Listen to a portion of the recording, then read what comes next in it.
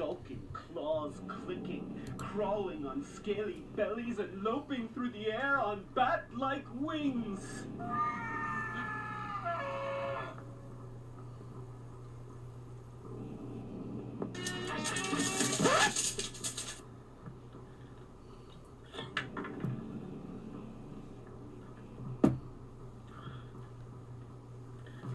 They're not what they appear.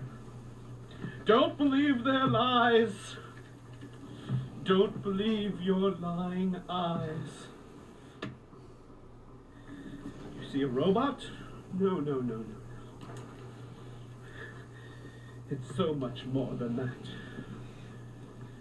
It's beyond good. Beyond evil. It's beyond your wildest imagination.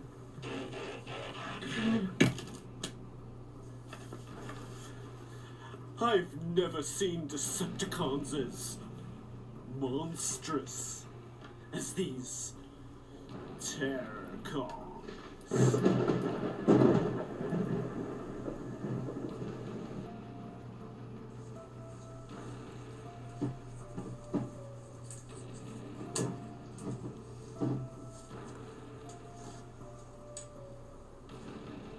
Autobots? Don't talk to me about Autobots! Those high-tech heroes are in for a horrific battle! These horrific Terrorcon beasts form Abominus. Abominus! Half robot, half monster, half bigger robot! And do you know what Abominus is spelled backwards? Sunamobia. The Sumerian word for sleepy cake.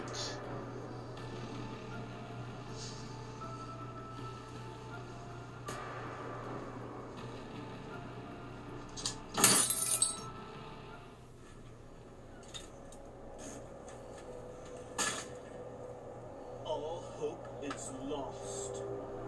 I can scent their foul combustion exhaust on the wind. I can hear the rumblings of their malice and hatred. Look! Look and despair! It's too late for me! Too late! Too late!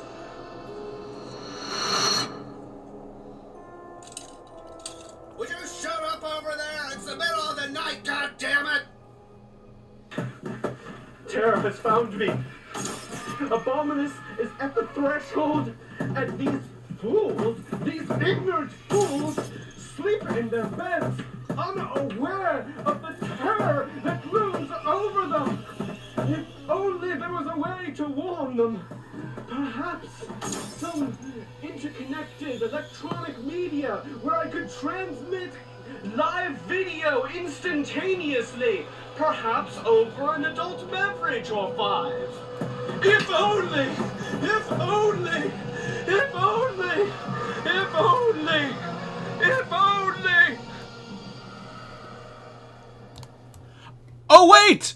It turns out that there is a way to use an electronic medium to transmit video over an adult beverage. So, welcome to another live stream. Yeah, this is a live stream. This is going to be the last Transformers live stream that we do on this channel. We are transferring over to Retrobot, but we'll talk more about that later. Tonight's theme is the Terrorcons. The Terrorcons are one of my favorite subgroups from back in the Gen 1 series, and they redid them in Power of the Primes, and there was another version during Transformers Prime that we are going to show also because Monica likes it. So, welcome everybody. Thank you for seeing our short movie there. That was written and directed by Pixel Kitties. So, give yourselves a hooray. Hooray. She doesn't want to give herself the cheers. There, thank you. Thank you. and I'm, you know what? I don't feel like I need this mustache anymore, or this tie, or these pants. No. So, yeah, we're going to talk about Abominus, and, just so you can see what we're looking at, this is our crew for tonight. So we have a lot to get through this evening, but it's going to be a lot of fun. I'm really looking forward to it. And now I'm just stalling for time so that I can switch my shirt. So, yeah, here we go.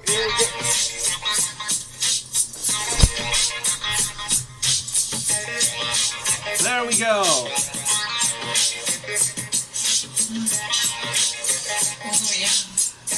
So, we've got a whole bunch of friends here tonight with us.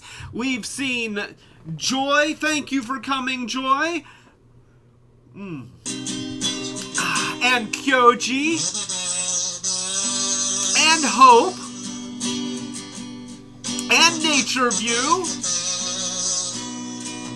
And Jonah, wouldn't forget about Jonah.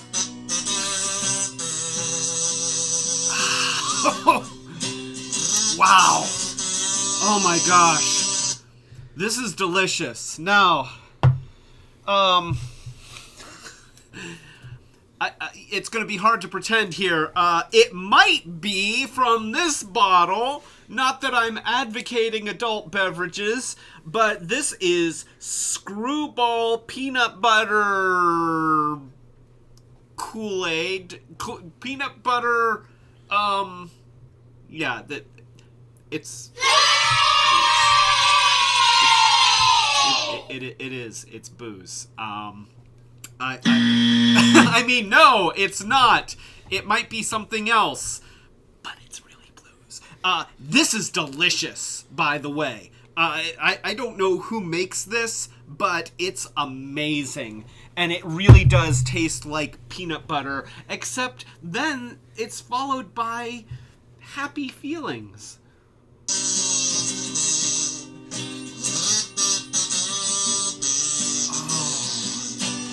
Oh my gosh. You would not think that something that tastes like peanut butter as a drink would taste that good, but it really is. And, since we've got the music going, why don't we go ahead and show tonight's secret word? So,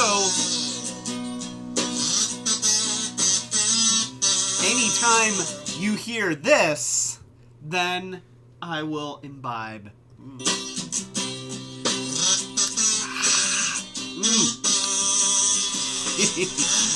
Oh, that's good. That's good. So, without any further ado, let's get this party started. We are going to start with the Gen 1 favorites. And so, we're going to start right here with Hungar.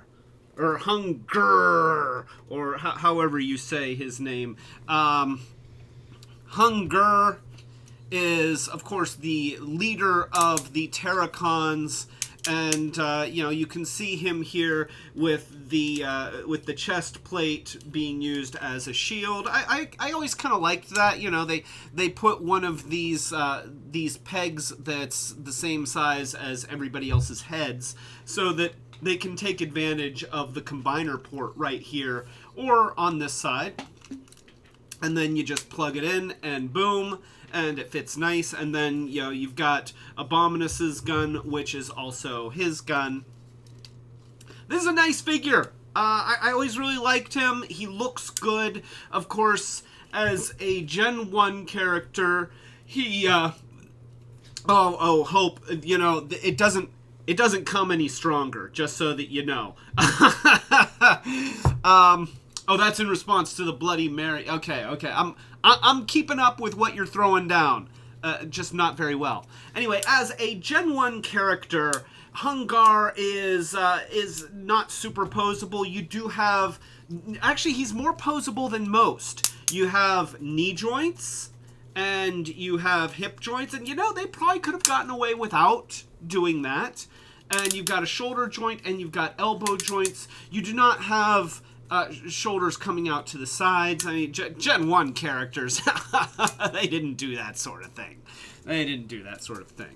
And this is his robot mode. And before I transform him, I'm just going to throw out my general criticism of the Scramble City Combiners. And for those who don't know, in Japan, there was a video done that kind of bridged the gap between the second season of the Transformers, where they were on Earth, and, you know, things were pretty much as they were in the first season, except that a whole bunch of new characters showed up with no explanation.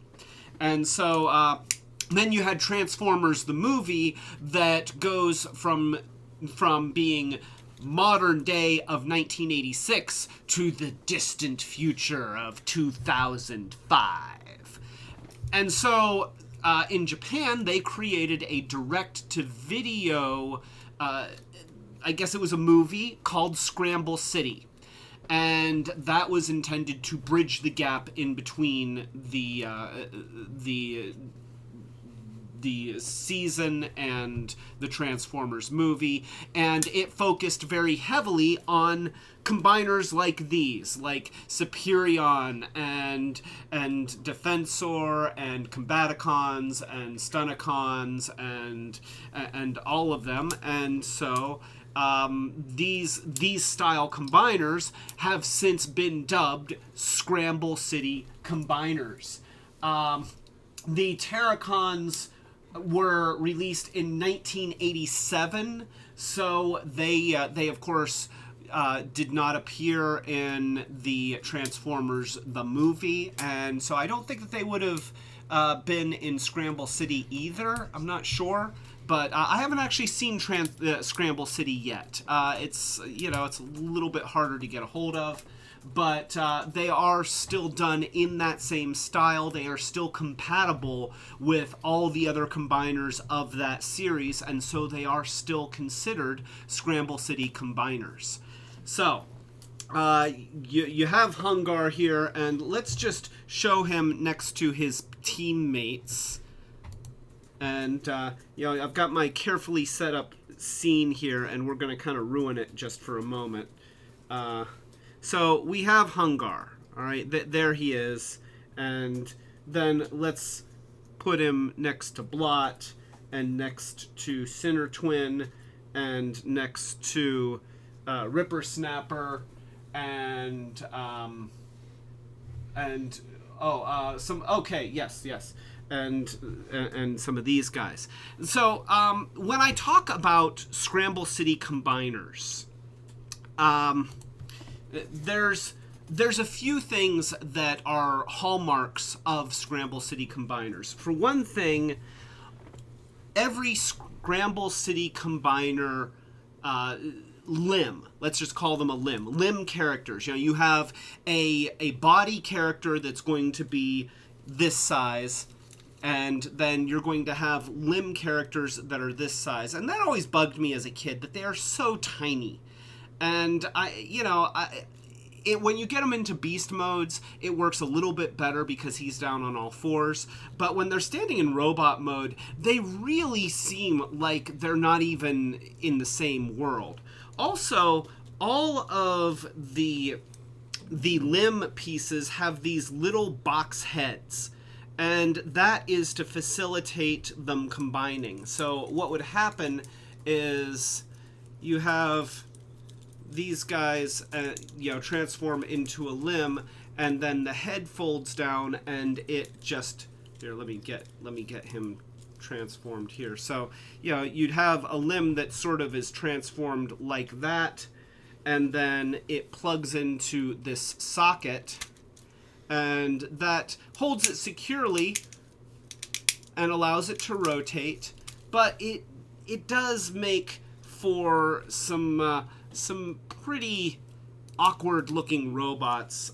You can see he's got a very, very tiny face. The scale on these things is absurd.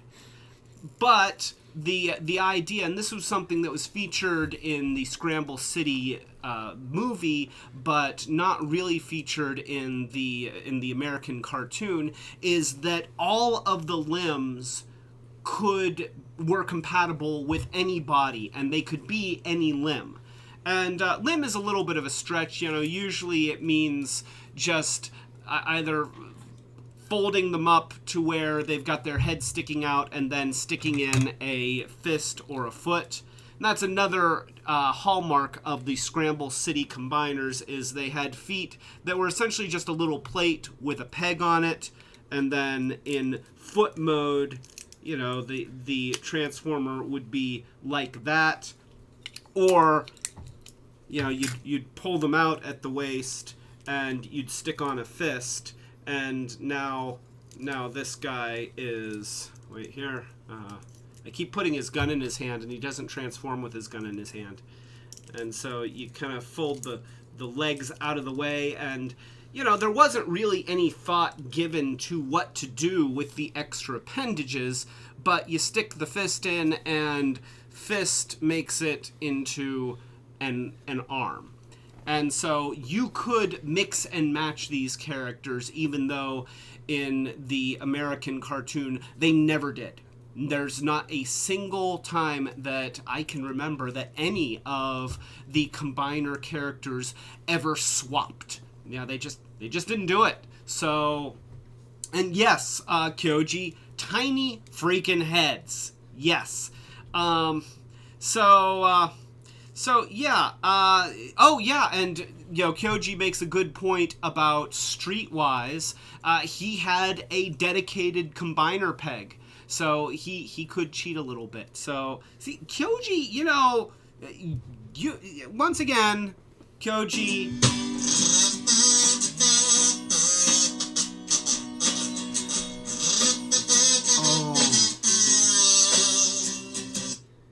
It's like drinking a Reese cup.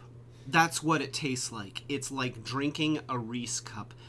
And let me tell you, in case you've never drank a Reese cup, it's delicious. Now I want to warm up a Reese cup, just melt it, and I would probably vomit, but, I would probably be just as happy with it coming up as I was with it going down. Oh, hell no. Maybe not. Maybe not. So yes. Anyway, I am sorry, Jonah. I hate to tell you this. This is Cutthroat.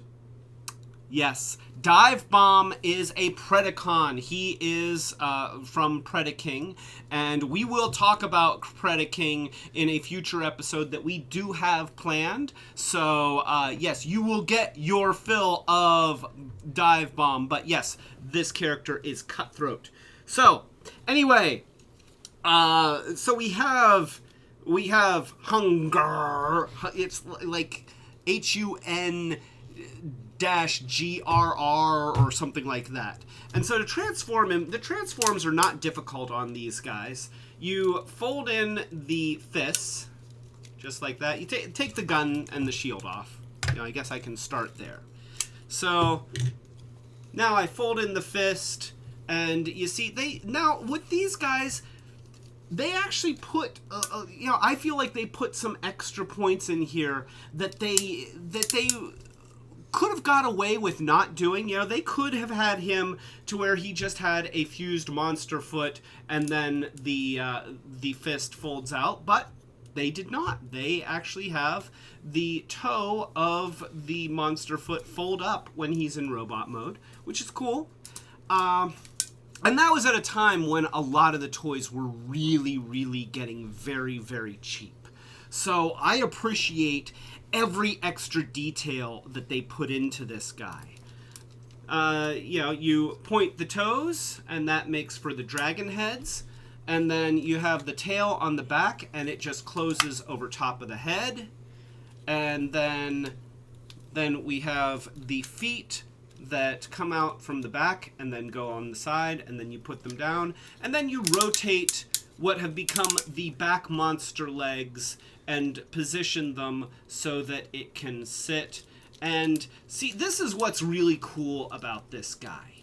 He's got a lot of points of articulation in his legs, and I don't think that they have to be there, but they put them there, and it makes him so much more fun to play with.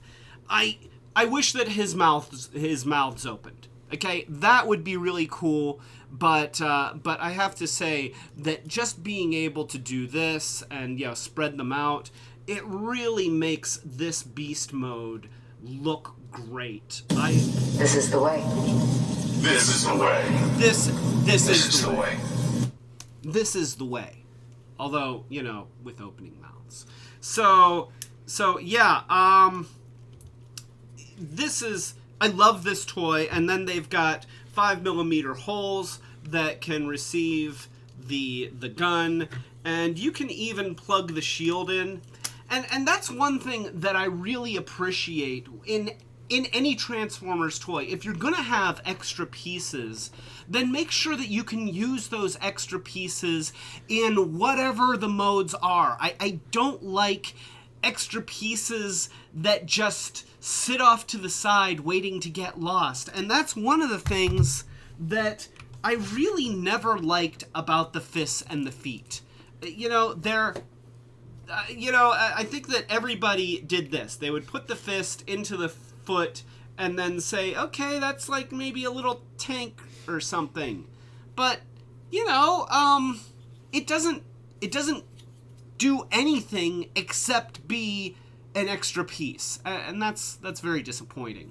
And in subsequent years, Transformers tried many different strategies to deal with that problem, and I feel like they probably answered it best in Combiner Wars. With Power of the Primes, they had Prime Armor, and we will get to that. And that had an integrated gimmick, which wasn't bad, but I feel like the most effective was when they just did Combiner Wars, and they had the hand that had the molded fingers which folded out, and then there was a post, and then there was kind of a heel that would also transform into a thumb so that it could create a pretty good hand or a kind of crappy foot. So, yeah, but nonetheless, yeah, Kyoji is showing everybody all the different ways that you could do hunger, his, yeah, hunger.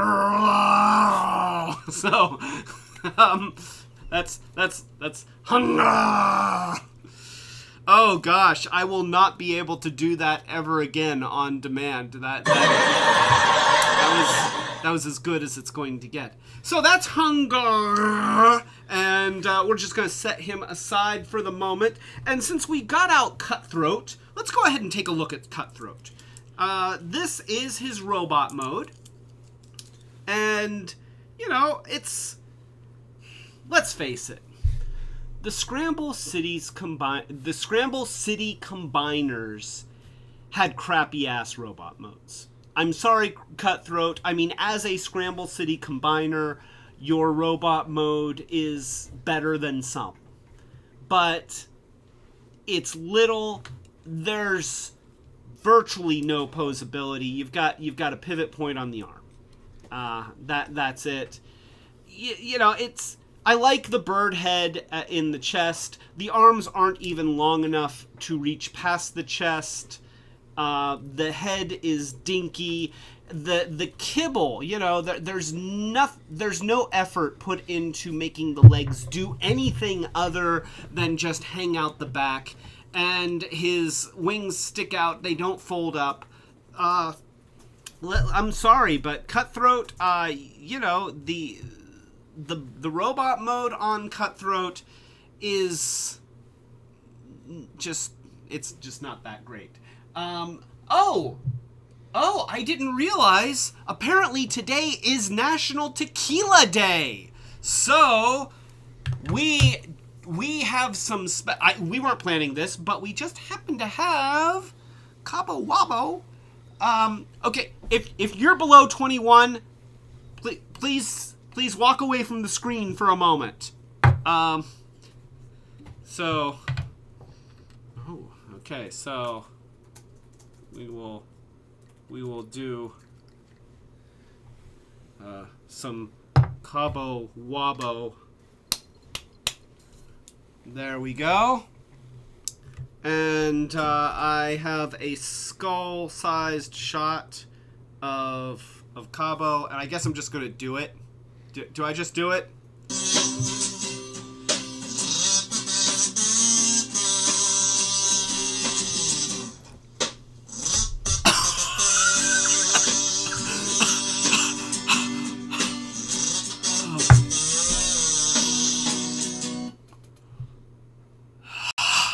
Okay. National Tequila Day, ladies and gentlemen. There we go.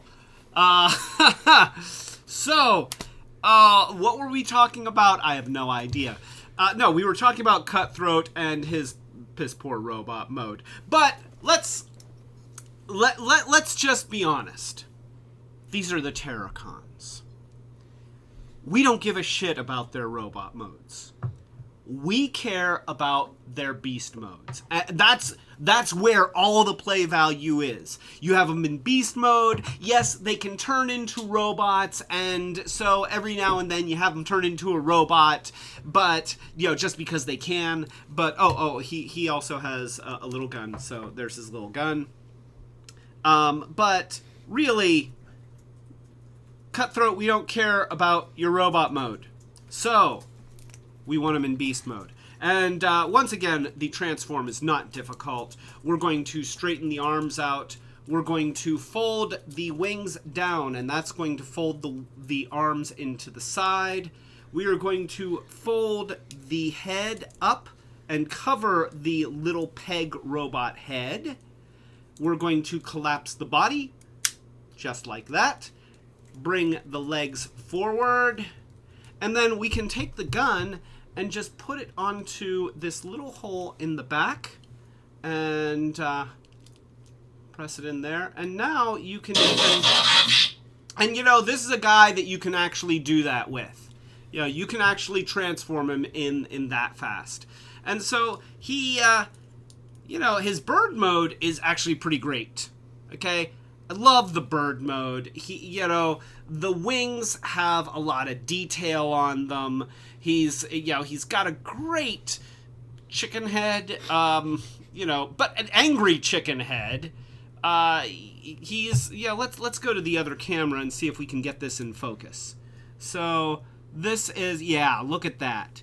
Okay, his head looks great. The wings look great. You know, his colors are nice. And this is something that I guess because of the play feature where they intended for all of these characters to be able to interchange with any of the other combiners, they had them in randomized color schemes. You know, they weren't too concerned with team cohesion like they were with the Constructicons, but that was something that always bothered me as a kid. You know, why do they have to have, you know, all these different colors when they're a team? You know, the Insecticons look cool because they're all similar yet different. The Dinobots are similar yet different. The Predacons, the Constructicons, all of these teams that have matching color schemes look great. And then with all of the Scramble City guys, they kind of... But, that being said, if you're going to have colors that are... then I have to say that his colors really do look good. And, you know, even after 37 years, he still looks great. And, you know, that's a testament to him. You know, this is the mode that I would have him in if he wasn't combined. You know, if he wasn't Abominus, then he was going to be in kind of, he's kind of a vulture type thing. I think that he's more of a vulture than a chicken. So, you know, and, you know, I also like that you can position the wings up like this. You know, that really helps the dynamics. You can, you know, bring the feet forward and have them in kind of a swooping dive bomb kind of position. He's not dive bomb, but anyway, so, oh, Kyoji says 33 years. Thank you, Kyoji, for doing math, because I did not. I did not do the math. So, 33 years, still looking pretty good after 33 years. So we're going to set, and I also like that the head is positionable. So depending on how you have the body positioned, you can have his head staring forward. And so, you know, we can kind of prop him upright, and he's still staring forward, and he looks great. He really does. You know, I really like this guy, and even if he has kind of a substandard robot mode, I don't care, because he's an awesome bird. So let us move on to Sinner Twin. Sinner Twin. Sinner Twin, another one with colors that look fantastic. Now, I would gladly sacrifice this color scheme to have an Abominus that is grays, purples, silvers, and blacks. But if, you know, or maybe grays and tans and silver, I don't know. I don't know what my default Abominus would look like, but I don't think that it would be yellow and green, or yellow and teal. But that being said, without that, he does really look good. His colors look good. You know, now this is the extra gun that comes with him, but, you know, it doesn't fit into the small robot fist hand, and so there's nothing to do with it when you turn it into a robot. So I always just kind of left it on his back, and then that kept me from being able to transform the head, the twin heads all the way. But, you know, it's fine, because once again, robot mode is,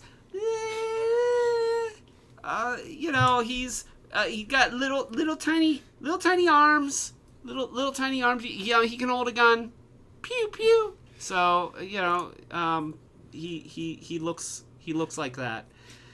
Little tiny peg head, no posability. You know, just he is what he is. But he does, for what he is, he looks okay. And of course, there's the beast mode. We want the beast mode. That's what we want. Now, there isn't a place for the pistol in the beast mode, so I just leave it in his hand and rotate it forward.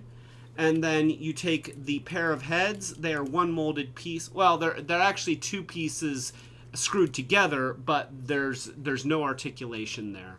So you fold those over to cover the head. You rotate the beast legs. Actually, you need to get this out of the way. Rotate the beast legs forward first. Then cover the head with the beast heads.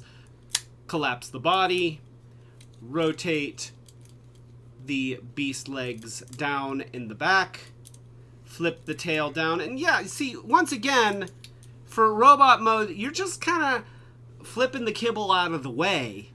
But it doesn't, you know, it's just, okay, I'm going to put the arms, you know, the legs of the beast mode and the heads of the beast mode and the tails of the beast mode behind him.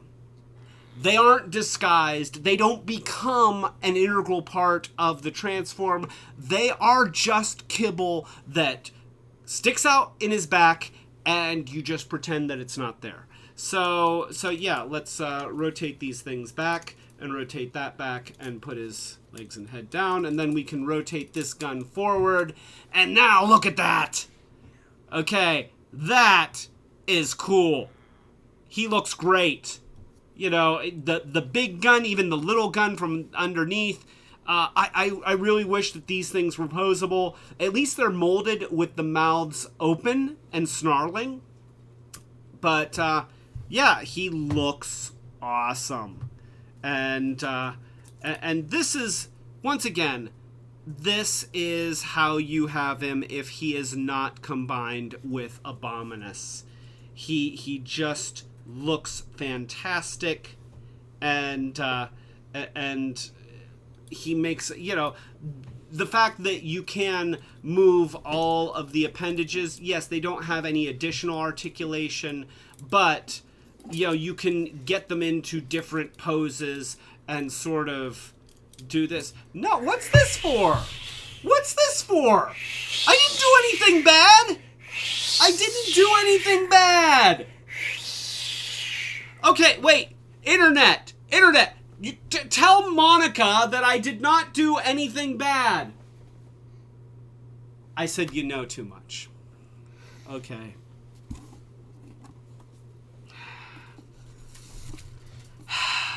So,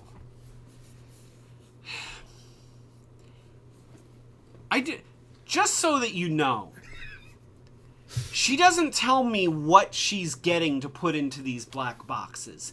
It is a surprise every single time. And never a good one. I have never once had a good surprise in the black box. Oh. Well, it's not bugs. So, it's a bag of black licorice. Anybody who has watched DuckTales knows that black licorice is the best flavor.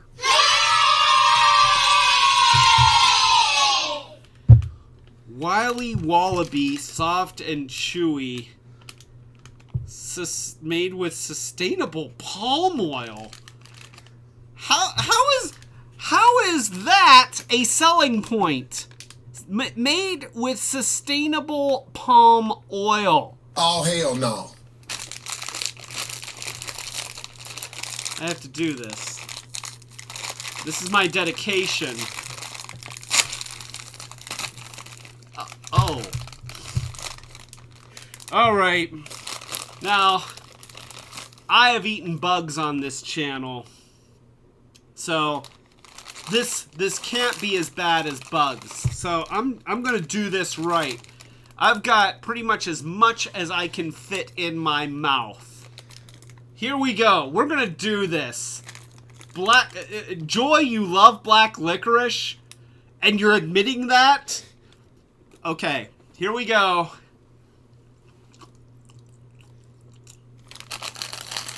Oh!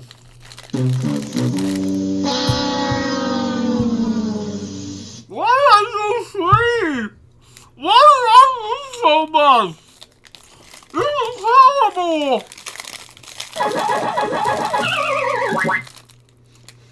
Oh! It tastes like black licorice. Because it is. Oh, what? No, God! No, God, please, no! No! No! No! Oh! The flavor gets up in your sinuses. It's going up through the roof of my mouth.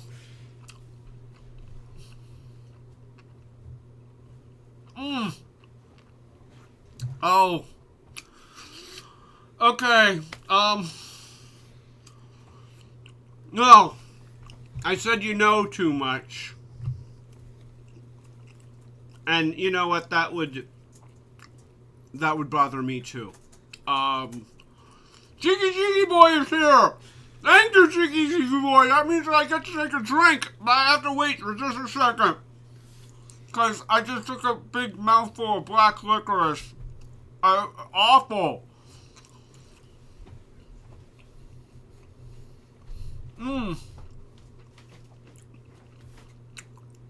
Oh. Well. Okay, hold on. We're almost there. I don't know what I was thinking. I was overconfident because it wasn't a bug. But you know what? I've actually learned to really like the grasshoppers. So much so that after the last jar that I finished, we ordered a big jar because I'm going through them too fast. And here's how bad this is. Okay, let me just put this in perspective. We're almost there. We're almost there.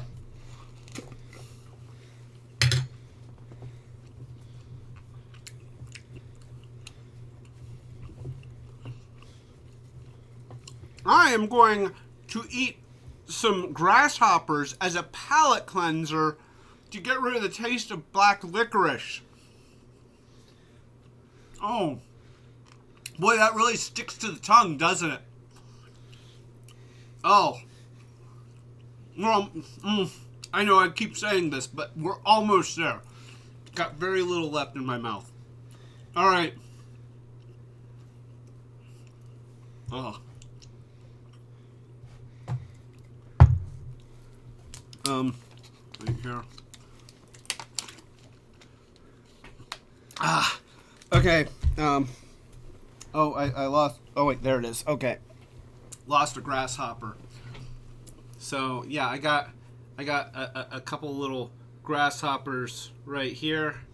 And can the camera focus in that tight? Maybe, maybe not. There we go. A couple little grasshoppers. And I keep dropping one. Oh, there it is. Yeah. This is some fucked up repugnant shit. That's better. That is better. Oh. Okay. Yeah. I gotta work the grasshopper around to get rid of the black licorice. Wait a minute. Okay. And now, this is for Cheeky Cheeky Boy.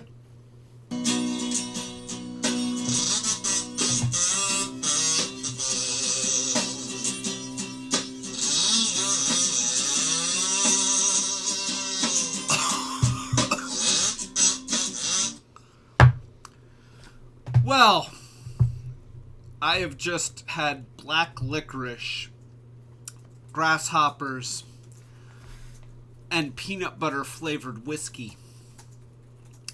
Those are three great tastes that do not go great together. Watch out for those you knows, because she has another black box. Okay, well, I'm glad that we all enjoyed this live stream about the Terrorcons. See you next week, everybody. We're oh no, we're not. We're not done. We're not done. Okay, so anyway, back to Sinner Twin in his beast form. He does look awesome. I am going to set him aside, and we are going to go to Ripper Snapper. Look at Ripper Snapper. He, in his robot mode, looks absurd. He looks absurd. I mean, you know, look at him from the front. He's everything that you'd expect from a Scramble City Combiner character. I'm trying to get the camera to focus in on him, and I think that we're good. Okay. But you know, I just said it again.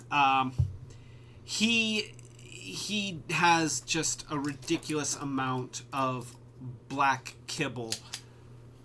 You know, that's the white counter. You know, I don't appreciate that. I don't appreciate that. And I said it again. You know, it's my catchphrase. I've decided that the thing that starts with YA and ends in KNOW is my catchphrase. No, it's not. Okay. So anyway, yeah, it's once again you just move the limbs of the creature mode towards the back. You flip the head and the tail out of the way, and then you've got a robot that looks like this, and he's got a little pistol. They all had little pistols. That's nice. And then once again, I would transform him by putting the pistol forward, putting his arms down, collapsing the body. I take this little extra gun piece out and then flip the head over like that, and then put the tail down like that, and then put his limbs in a forward-facing position, and then I can take his gun and put it on his back, and that gives him a shark fin. I'll be honest, for years I didn't realize that this guy was supposed to be a land shark. I had no idea. I didn't know what the hell he was. He's got teeth, and he's got a pointy face, and I like the curve of the body, but it never occurred to me that this is a shark fin and that this is a shark tail. I didn't know what the hell he was. He kind of went, and I'll be honest, he was probably my least favorite Terrorcon. I'm sorry.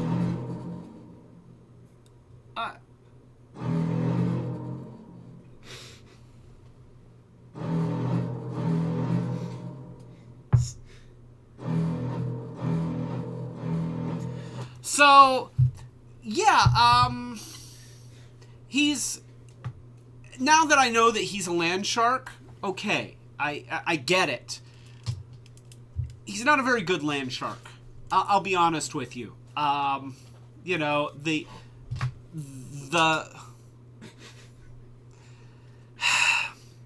not allowed to say that. So, the fact that the forward hand things, you can't really make out claws. They're just kind of in this cupped position, so he's just kind of I'm not feeling it. I'm not feeling it. He is definitely a creature, and his creature mode is definitely better than his robot mode. And I do like the general shape. He's kind of egg-shaped, but I feel like having a cute, appealing egg shape is not the effect that you want from your monster transformer called a Terrorcon. So, yeah, No, you're good. So, I'm getting messages from God. So yeah, Sinner Twin never really meant a lot to me other than his position in the group of Terrorcons, because I love the Terrorcons. Let me just tell you, this subgroup is one of my favorite subgroups in all of Transformers. I loved this toy. I think partially because this is one of the few combiner toys that I got firsthand. The rest of them, most of the rest of them I got secondhand, but I bought these guys on my own, and I had them in pristine condition.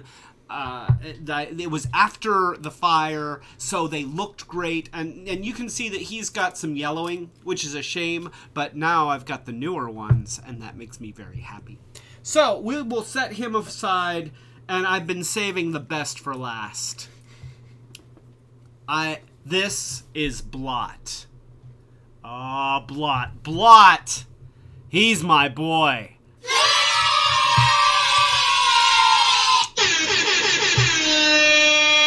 So, if you read the bio on Blot, it says that his joints leak a foul-smelling lubricant. And when I was a kid, I thought, well, that's kind of absurd. Let me tell you something. If any of you have ever had to work on the differential of a truck, or yeah, I guess the differential of a car is probably the same deal.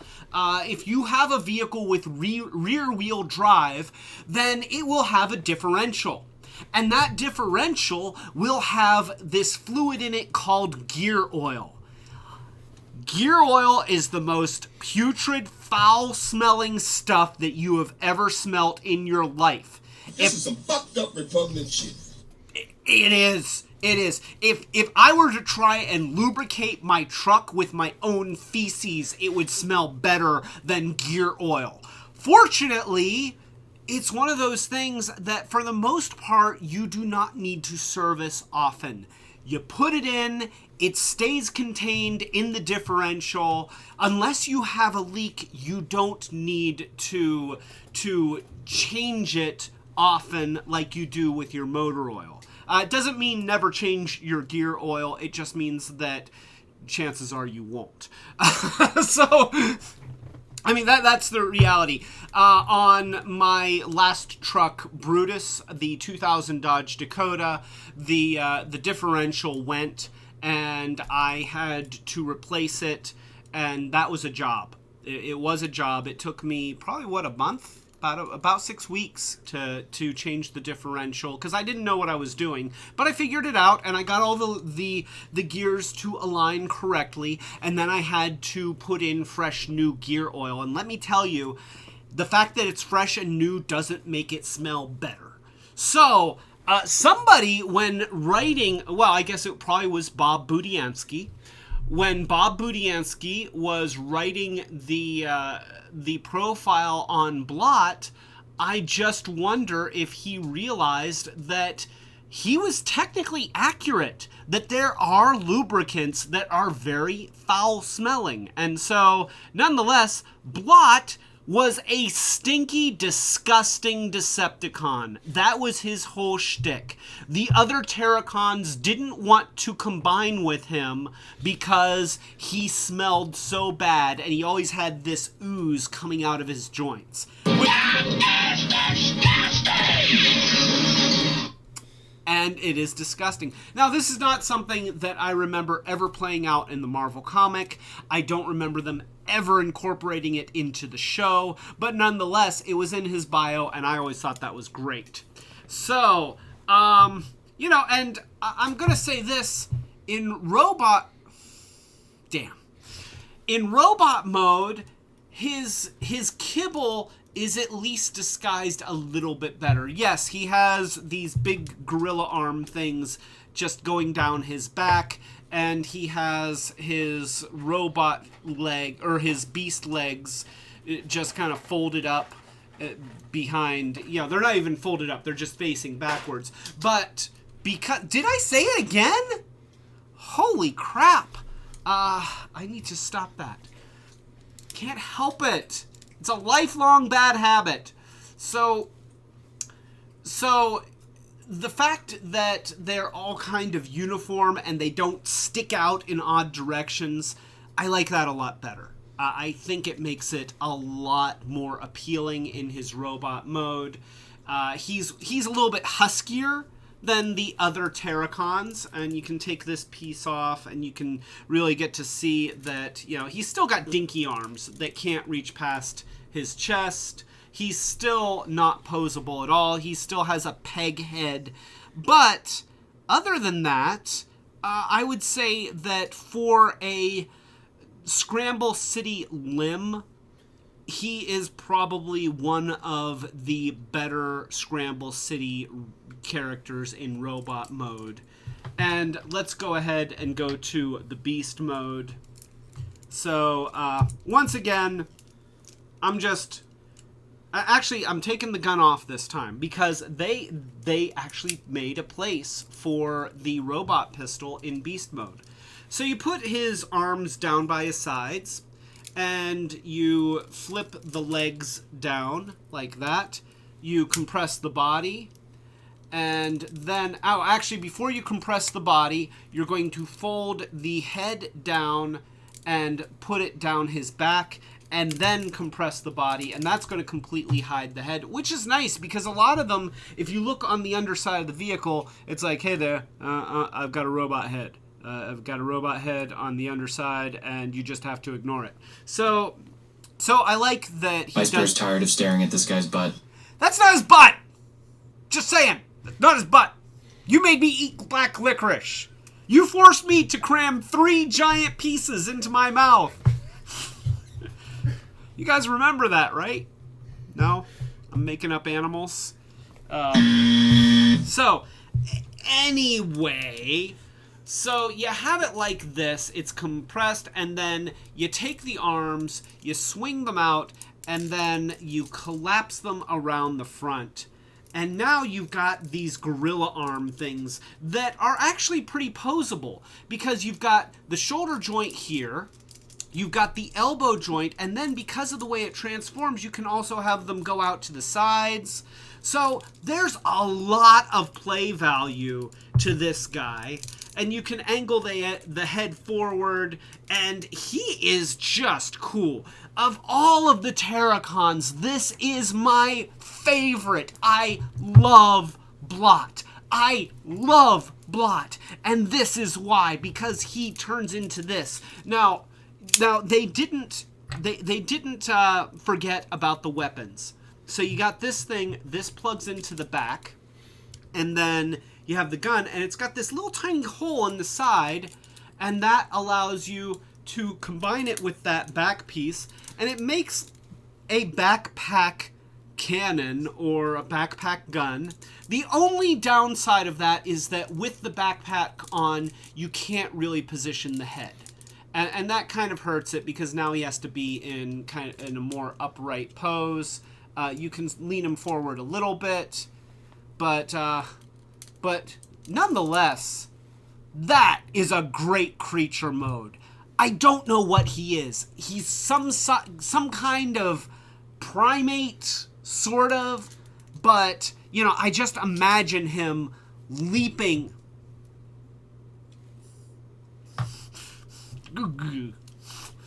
She's counting every time I say the thing. So I would always imagine him just leaping into battle and attacking his enemies and going apeshit. No, I didn't say it. So and dripping foul-smelling fluid. So I love Blot. And this character alone makes the whole set worth having. And so when you put them together into their various beast modes, I'm gonna set them up here on the other table. Maybe I can. Maybe. Let's put him like that and him like that.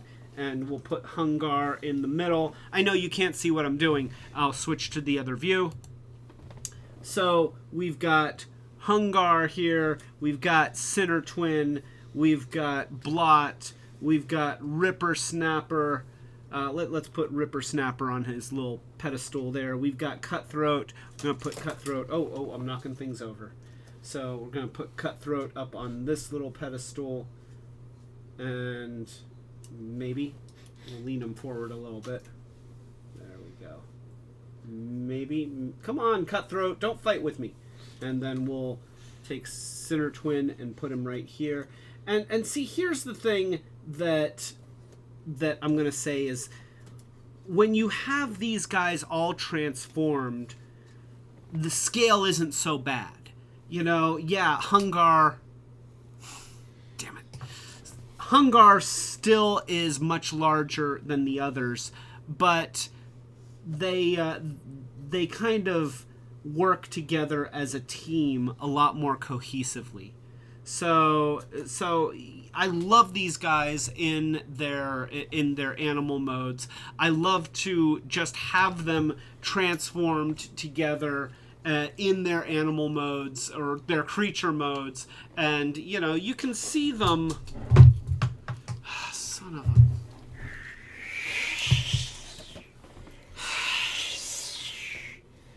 I'm never gonna break this habit.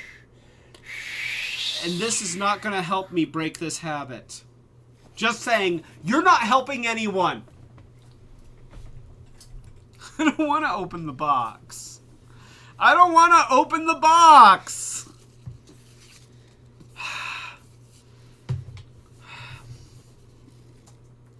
Oh, come on. Oh, really? Okay, so Pixel created her own Oxy Chew. Those of you who are fans of DuckTales will remember Oxy Chew, the gum that creates oxygen for you as you chew and keeps you alive, and apparently lasts forever, and is in the best flavor, black licorice. So, yeah, it's black licorice, the best flavor. Oh, gosh. And so, we have, like, individually wrapped Oxy Chew. And let me just show you this, because this is, yeah, part of this is actually pretty cool. The gum is not cool. So we've got these things, there's little stickers on them so that it is possible to unwrap the gum without tearing the label. And when you unwrap the gum, you have a Della Duck comic, which most of them are really bleak. Do you have these posted online anywhere? Because they're hilarious and dark. Let's see. This one we have, okay, I'm going to go to the other cam so that maybe we can get this to focus in, maybe. Or I'll just read it to you. So, let's see. I'm going to try it there. I think I'm getting it focused. So, she's saying, let me tell you about the worst part of being stranded alone on the moon. It's this... Wait. Okay, I'm an old person. So, I've gotten to that age where I can't see close up anymore. And before the world shut down, I had an appointment to the eye doctor, and they were probably going to give me bifocals. Yeah, not looking forward to it. But then everything went crazy go nuts, and they haven't opened the eye doctor's office back up yet. So I built these out of a pair of my glasses and some reading glasses that I got at the dollar store. I actually merged 2 pairs of reading glasses together to get the appropriate magnifications for each eye. Got a little bit of cat hair on there. And so these are my homemade bifocals, and they do actually work. So, let's see. So, let's go to the other screen. So, let me tell you about the worst part of being stranded alone on the moon. It's the vast emptiness, the lonely contemplation of your utter smallness in the face of chaos. It's the terror of being alone with yourself and your there's seriously though, it's definitely the moon sharks. There's a moon shark there. There's a moon shark. So, every piece of Oxy Chew has a different Della Duck comic. I think there were like 9 different Della Duck, 10 different Della Duck comics. So, and we had these at conventions. So now I have to put this in my mouth and chew on it until the flavor is gone.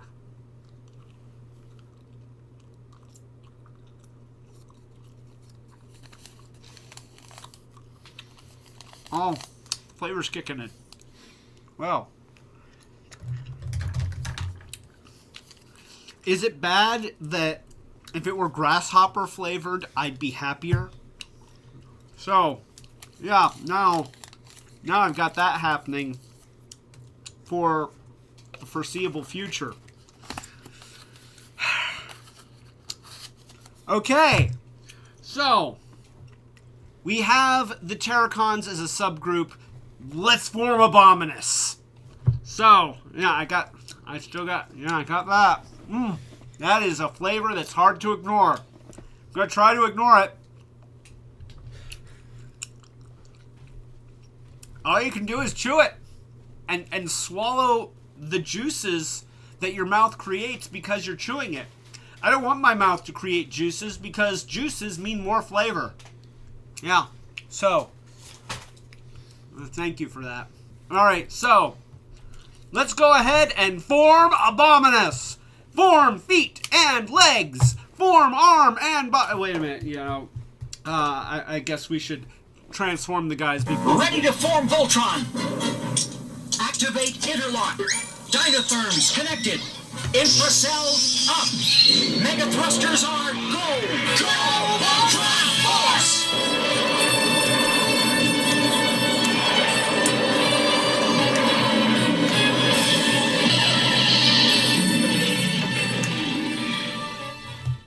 Well, in the time that it took for Voltron to completely form and have every sound effect that they had available to them play, I have transformed Blot and added a foot. So, we've got Blot here, and he makes a foot.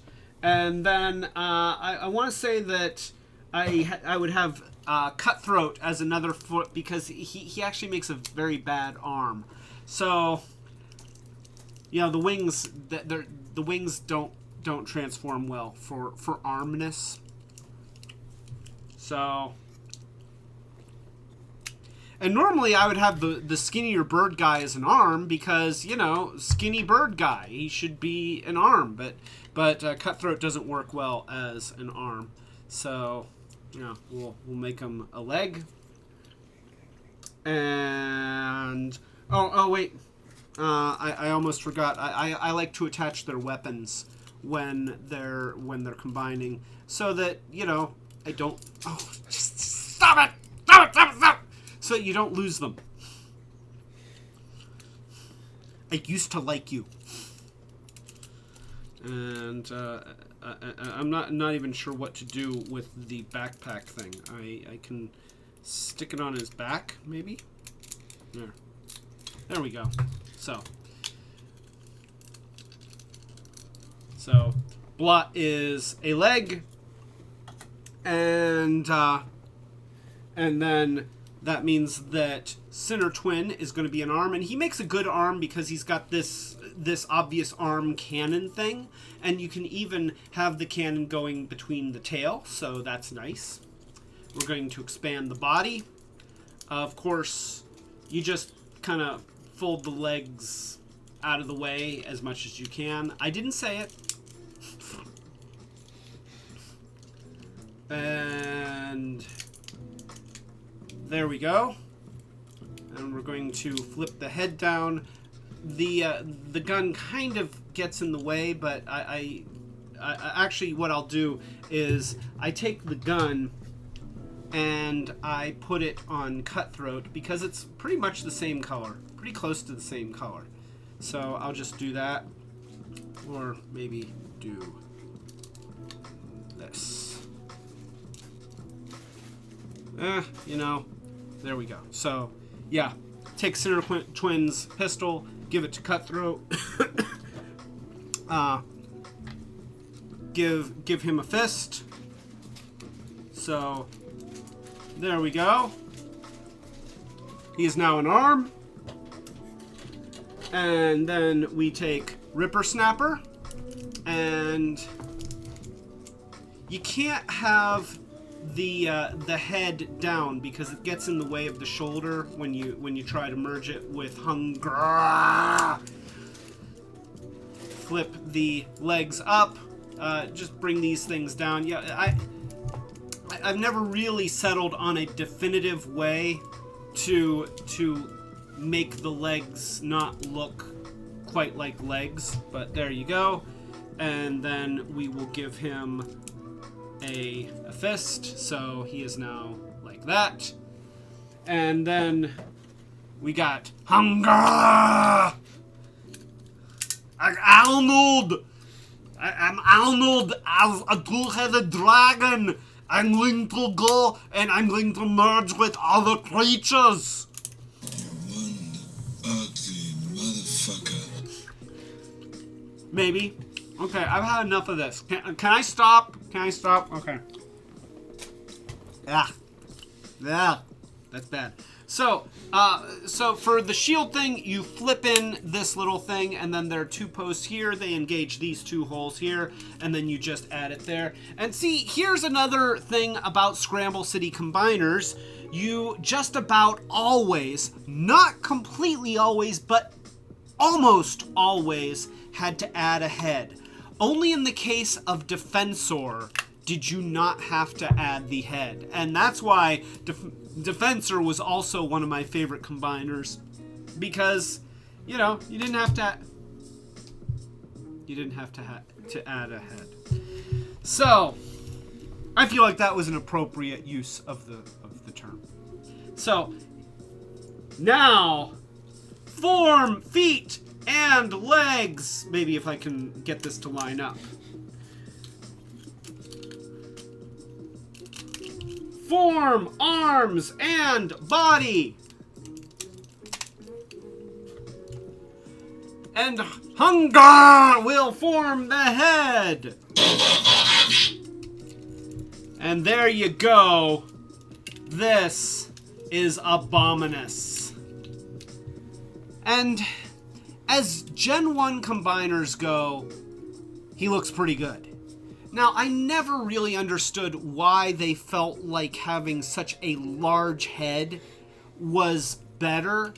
They did the same thing with Power Master Prime, where they gave these super robots a much larger than proportion head, as though that makes it seem like the robot itself is bigger and more intimidating, and it doesn't.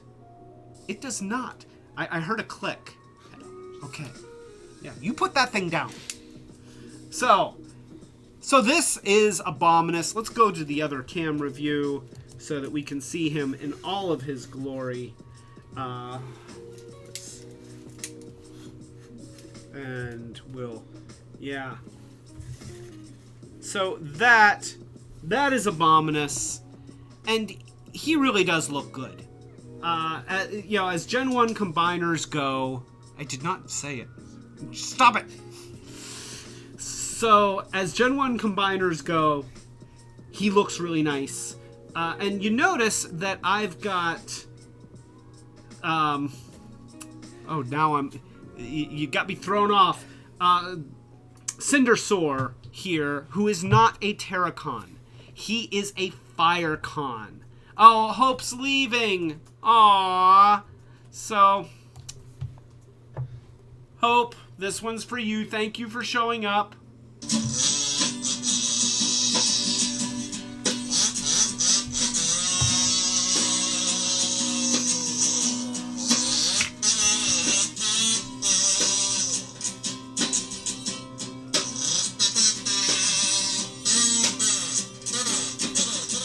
That's for you, Hope. All right. Back to Abominus. Yeah, it looks pretty good. Now, you will see that we've got Cindersaur here. And Cindersaur is another ladder wave Decepticon. He was a Firecon, one of three. There was Cindersaur, Flamefeather, and the other one. He looks like a magenta bug, and his name is escaping me. It might be Sparkstalker. I think it might have been Sparkstalker. But now, these guys are ridiculous looking. I'm gonna own it. These guys. Teen Girl Squad! Cheerleader! Yeah. So-and-so! What's your face? The ugly one! So,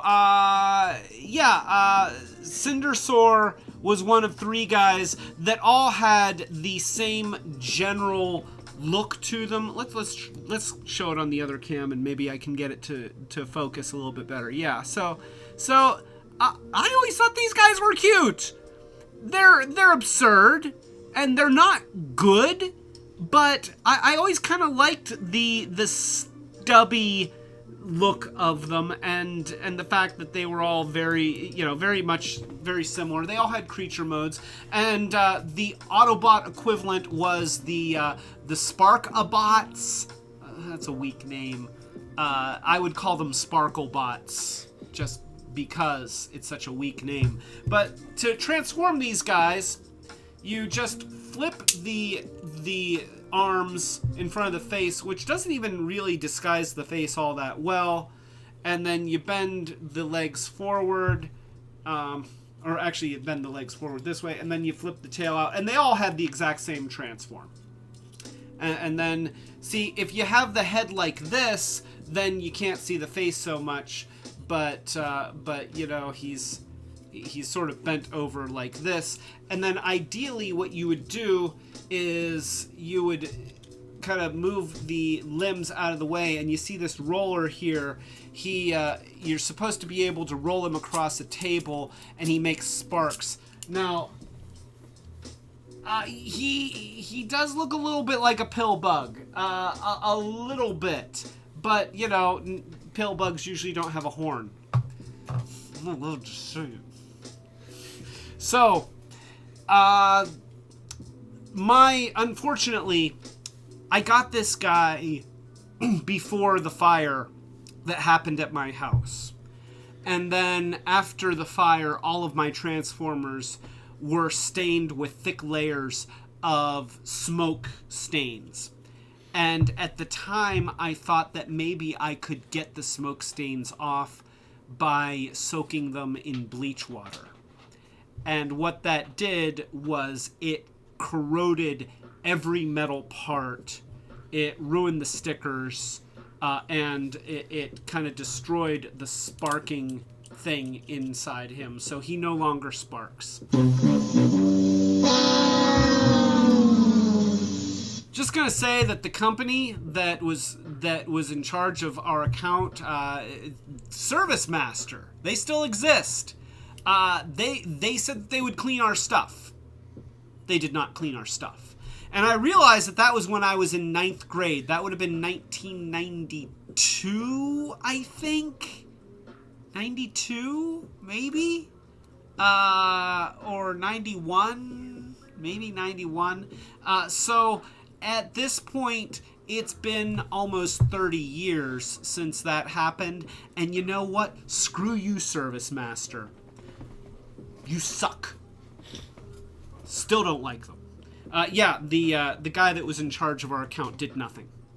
He did nothing. Lost half of our stuff. Nothing came back clean. He hit on my sister, and then they fired him, but they didn't get our stuff back, and they didn't clean our stuff.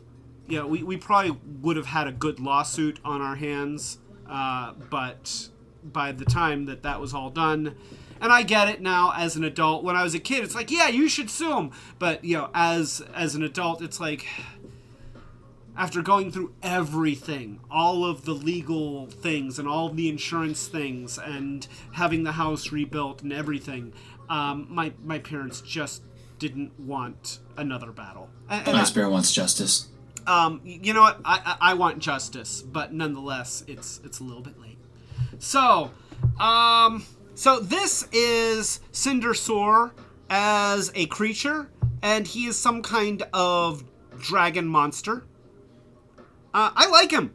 You know, I like the creature. It's cute, and I realize that cute isn't something that we really look for in a Decepticon, but he is a cute Decepticon.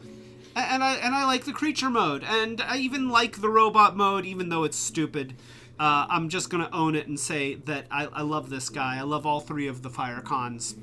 Sparkabots, not as much, but I got them. They were cheap. You know, lots of things were cheap then. So, stop it. Stop it! So, you might be wondering why I'm showing you Cindersaur. Well, when Power of the Primes came out, they released a new Autobot as a Legends class figure. It was Slash, the first time that they created a toy for a female Autobot that was a Dinobot. And she turned into a raptor. And then they recolored her as Cindersaur. And even though he's not an official member of the Terrorcons, I feel like since they made Slash a Dinobot, even though Slash officially doesn't combine with the other Power of the Primes Dinobots, that Cindersaur obviously was intended to go along with the Terrorcons. Now, here's another little thing. As a new Legends class figure in Power of the Primes, ideally, she should have had a like a weapon mode or something like that. Well, I'm not sure. Actually, as Power of the Primes, I don't know if their Legend class figures did that because they weren't focusing on the combiners as much. I know that in Combiner Wars, every Legends class figure, at least supposedly, was supposed to have a weapon mode that could be used with the combiner. So Slash and Cindersaur here do not have a weapon mode, and they don't have any kind of official combined mode. But that doesn't mean that you can't combine them if you're not creative. So Cindersaur is a he, even though the figure that he is based off of is a she. And we're just going to transform him really quick. You flip around the legs, you flip the tail to cover the head, you pull the raptor head out of the back and then close the little door, you bring the raptor claws forward, you flip the feet down before you put the legs against the bottom of the body, and they're going to snap together just like this. And then you're going to turn the arms into raptor legs, and you're going to flip the raptor feet down, and it's a great little toy. I love this toy.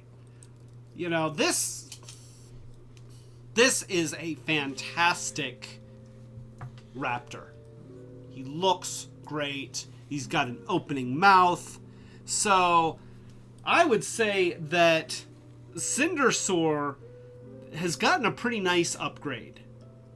Even if it is just a repaint, I'm going to say that Cindersaur is looking good. Love the colors. I think that my Cindersaur, with the combination of smoke damage and age, is not quite the original purple and yellow that he used to be.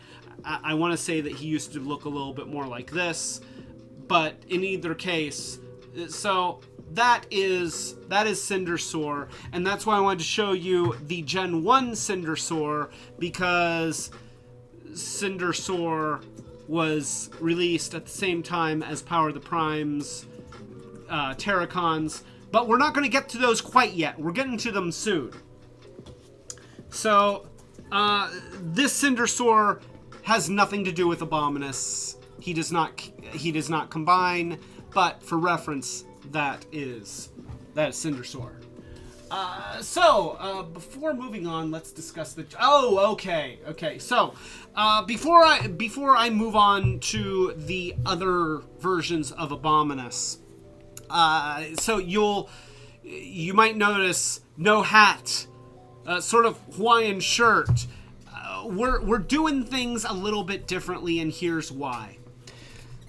Those of you who have seen my channel, I mean, sure, you're watching this live stream, but if you've ever actually gone through my video library, you will see that the bulk of my channel is made up of how-to stuff. A lot of stuff on how to fix your car, some stuff on fixing things around the house, or how to play dominoes. I did that one.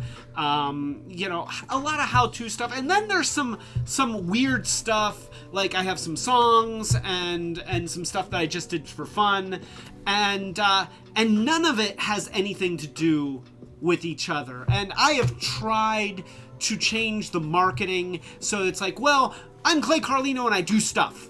And this is the stuff that I do. But let's face it, the people that are watching my how to fix car videos don't care about toys and geeky stuff. And the people that are watching for the geeky stuff, a lot of them aren't necessarily fixing their cars. And so Cheeky Boy is taking off. Well, good night, Cheeky Boy. This one is for you.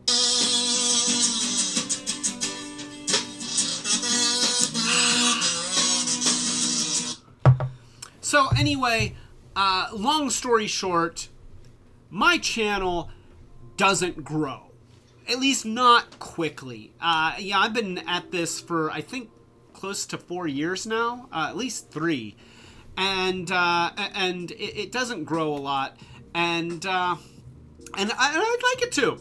I would like it to. And also, I feel like my viewers and my subscribers would get more out of the channel if it were consistent. And so we have created a new channel. The new channel is called Retrobot, and we came up with that name because an alien robot actually crash landed in the woods behind our house recently, and it turns out that this little alien robot runs off of nostalgia. So he needs nostalgia to stay alive. So we're creating the Retrobot channel to feed him and keep him alive. And so I'm actually going to take all of the old live streams and all of the Transformers and retro videos off of the old channel, and I'm going to move them onto the Retrobot channel. And then starting next week, we're going to do these live streams on Retrobot. Now, the Clay Carlito channel is still going to remain, and I'm still going to post how-to stuff, but it's going to be entirely how-to stuff and, fixing things and stuff like that. And then the miscellaneous stuff that doesn't fit into either category, that is going to a third channel that I have created, which I don't recommend that anybody subscribe to because it is called Thumbs Down. It is going to be the most scattershot, disorganized channel. You'll be lucky when you get an update to that channel, but that is Thumbs Down, the third channel. So, starting next week, we are going to be doing these live streams on Retrobot, and I would just like to ask as a personal favor, please subscribe. If you like this kind of content, then please subscribe to the channel, because all of the videos I move, I'm going to lose all of the views. They are going to start out at 0.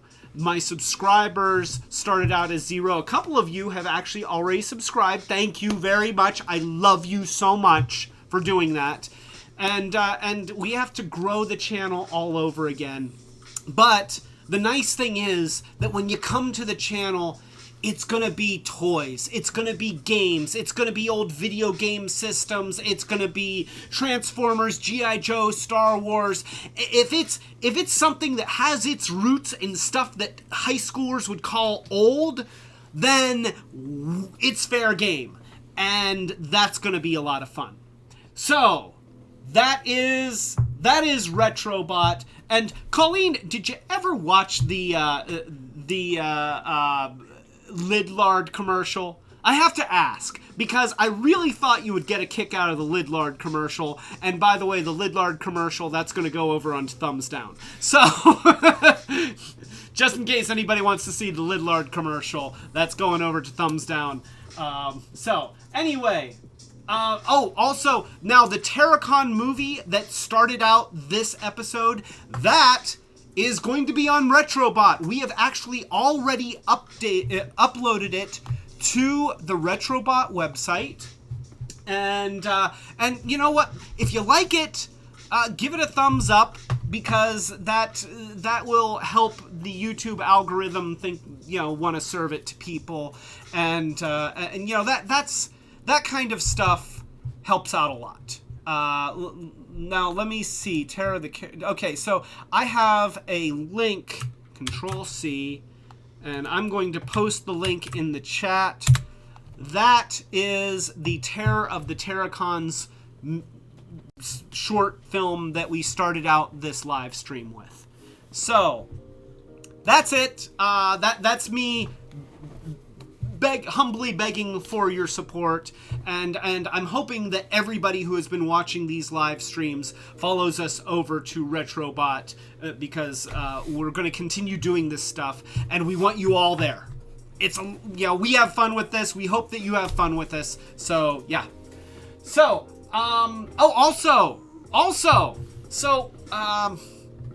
I've been, I mentioned that I've been building steps outside, and that kind of held up progress on the other big project, which is building a studio in my basement level so that I can do these live streams and other videos and do them in a really nice environment and make, have dedicated lighting and have better camera views and stuff like that.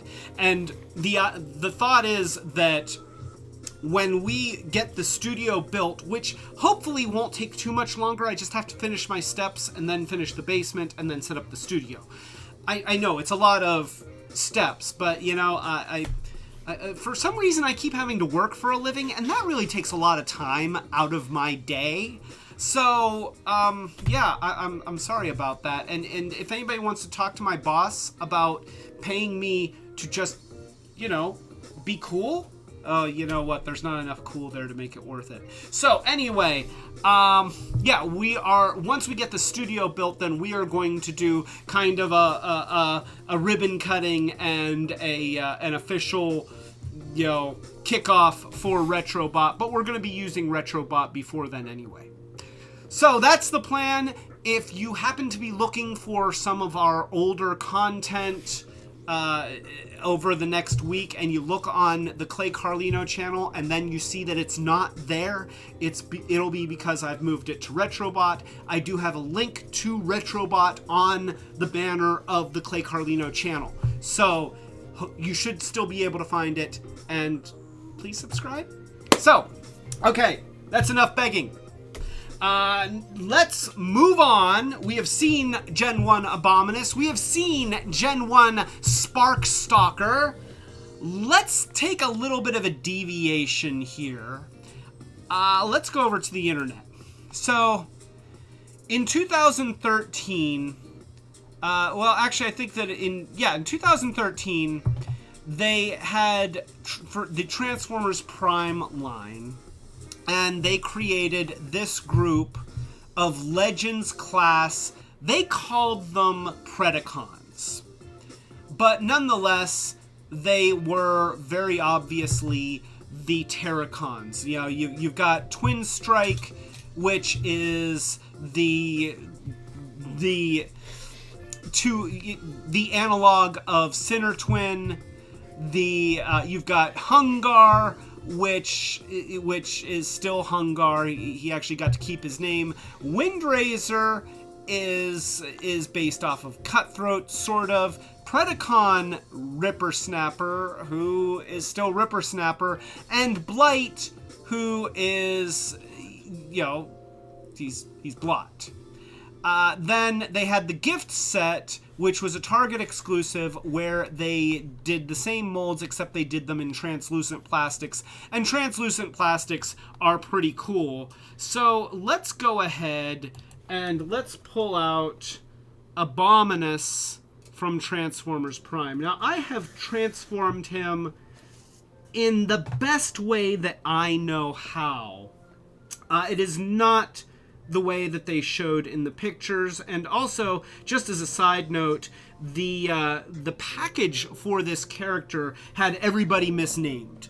So I think Blight's the only one who got to keep his name, and this is the guy. They are combined.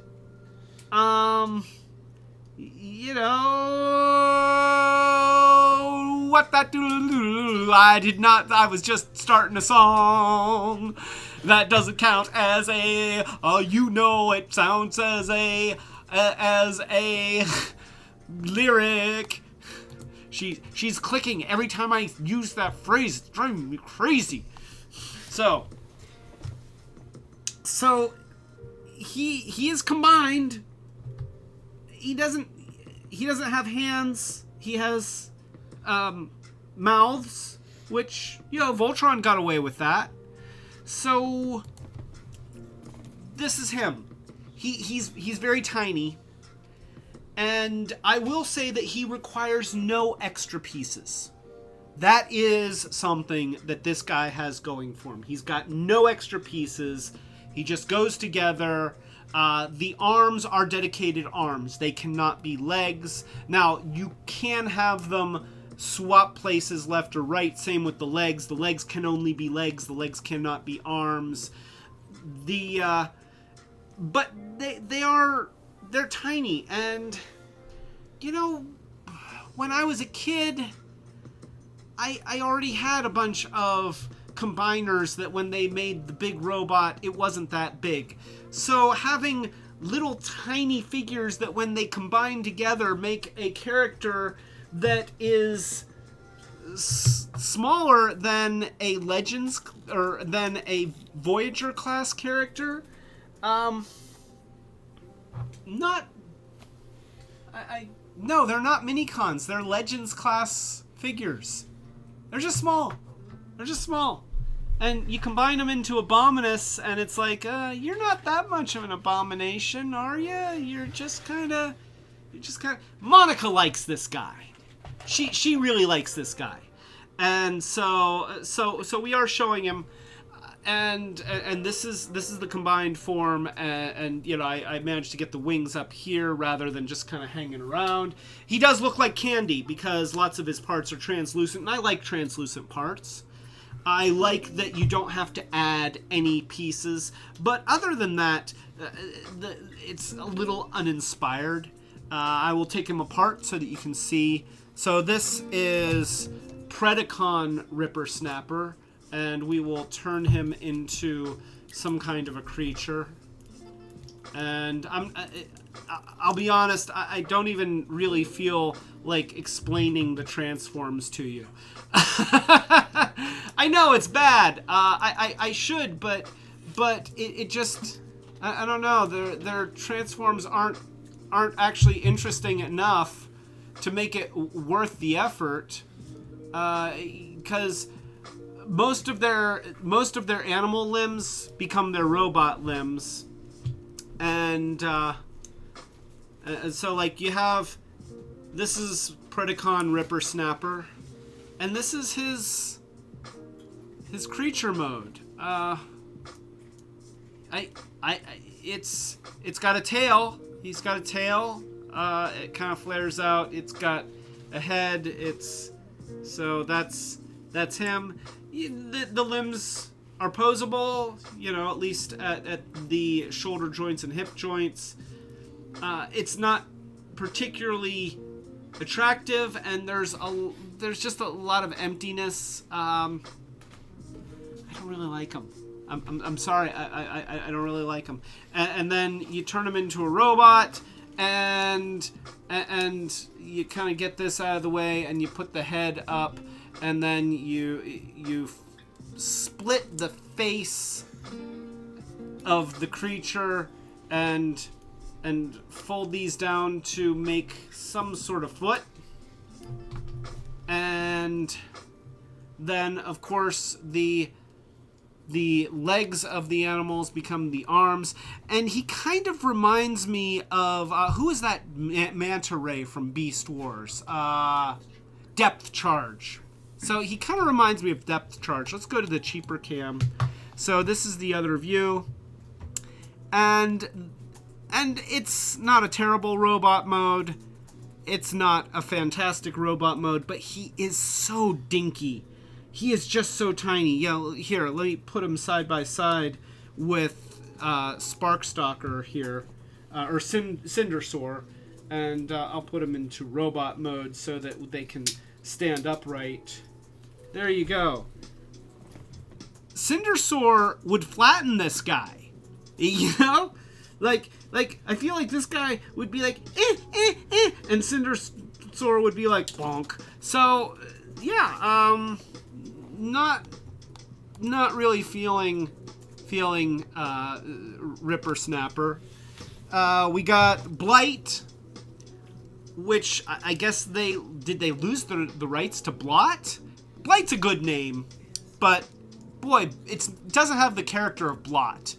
Blot says what the character is. Blight kind of sounds like a disease or like an infection, but let's go ahead and we'll turn him into a creature. And so once again, the arms of the robot become the legs of the creature. The legs of the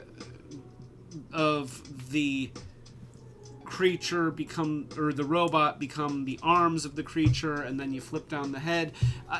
Now granted, he does look more like a creature than Gen 1 Blot, but he's just, he's not, he's actually probably one of the best ones. I'll put him down on the other camera view. So, Joy has a question. Do you have the Happy Meal Transformers toys? I do not, Joy. I have not been able to collect most of the Happy Meal Transformers toys. I have tried to get them when they come out and failed. I'm sure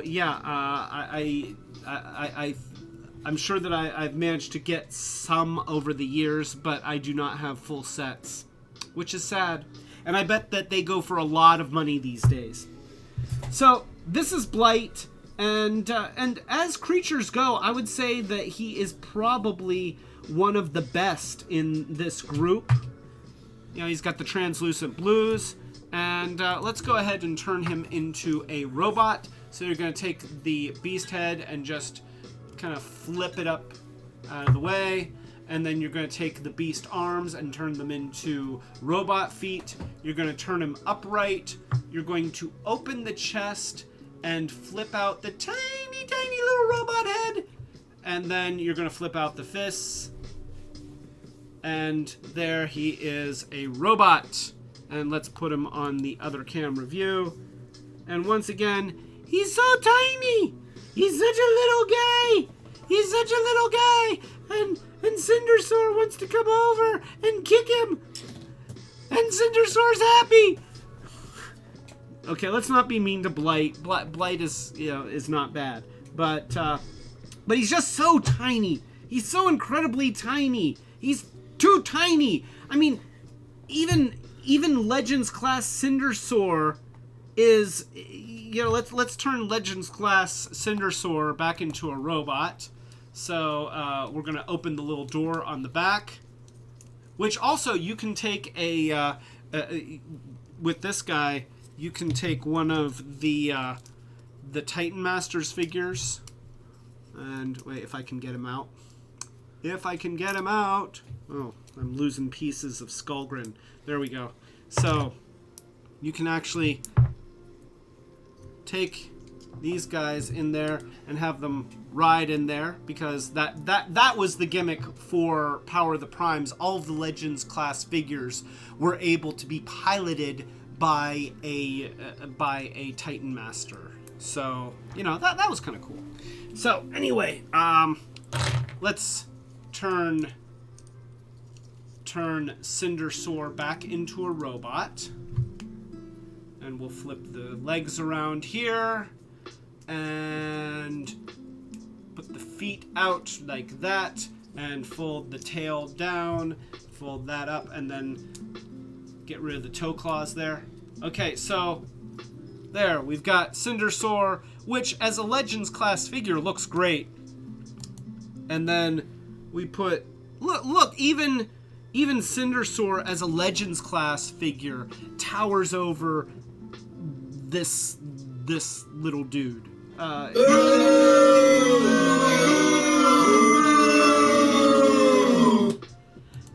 So, anyway, this is Blight. We've got, so let's take Dragon to, Windraiser here. So Windraiser turns into a bird creature, almost like a pterodactyl type thing. And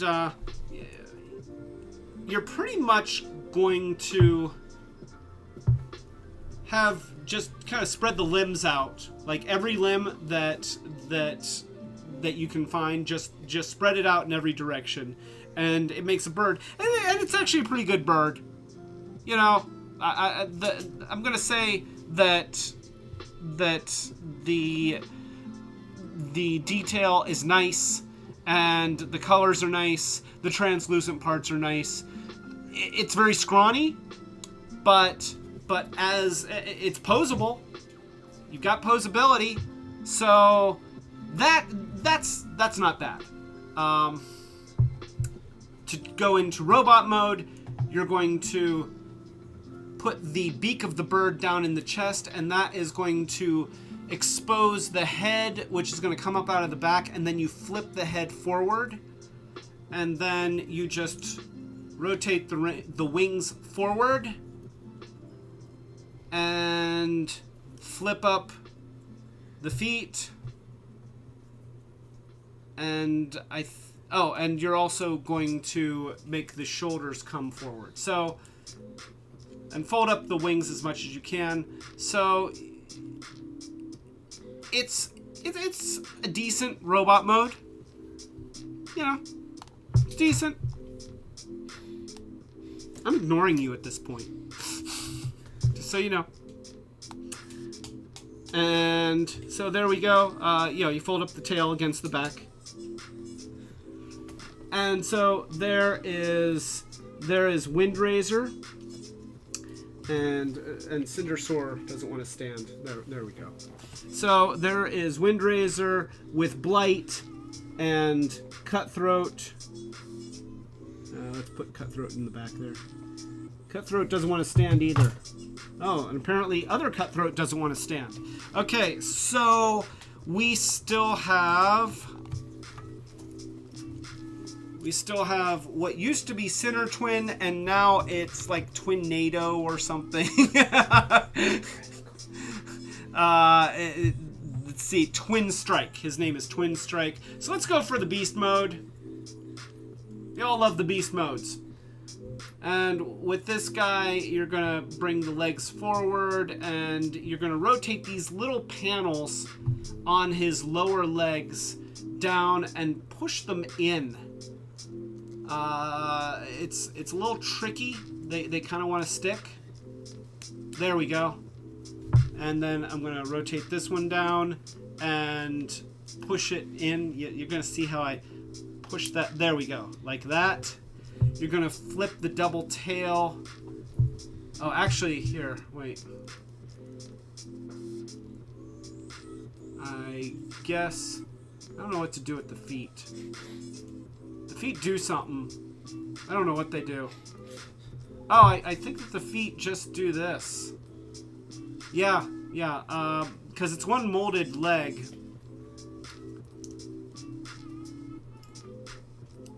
So, there you go. So, the legs are going to go down, and then the heads are going to go back. And that is Twin Strike. And let's go ahead and show it on the other camera view. Twin Strike's transform is probably the least impressive of all of the characters, because the back legs of the creature are the lower legs of the robot. The front legs of the creature are the arms. You fold the tail and the heads out of the way. And so let's go ahead and show that. I'm gonna fold the tail up, and oh, actually the heads become the arms. I'm sorry. So you get the front legs out of the way, and we're going to bring these down along the side, and then he pretty much just stands up. I guess we'll get these little legs just kind of up against the back and out of the way, and you are going to do something to expose the head. You open the chest, Open the chest just like that. And then you can flip up the little tiny head. And there he is. And, you know, I guess it's cool that he's got dragon heads for arms.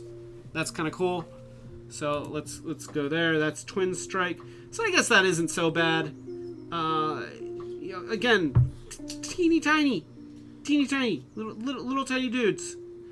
And then we've got Hunger. And Hunger. Now this is nice. They have the super robot head built into him. You don't have to add it. And then you're gonna flip the dragon heads forward. And this is the robot mode. I know the other ones I showed you the creature modes first. This is the robot mode. He looks delicious. And I'm going to show you his robot mode here. And he's pretty much the same size. That is one thing about these guys, is that as a combiner team, they're all on the same scale. And that's pretty cool. Oh, yeah, you know what? So here, Monica showed me this, and I was afraid that she was making me eat it. This is candy with a monster inside. This is a monster made of candy. Look at how similar they look. That's amazing. So there we go. So to turn him into a creature, you take the tail, and the tail is gonna flip up. Wait here, I want to be careful because it's old and I really don't want to break him. I'm not in love with these guys, but I don't want to break them. So I'm gonna take the dragon heads and point them forward, and the tail. There we go. Okay, it's just a little stiff.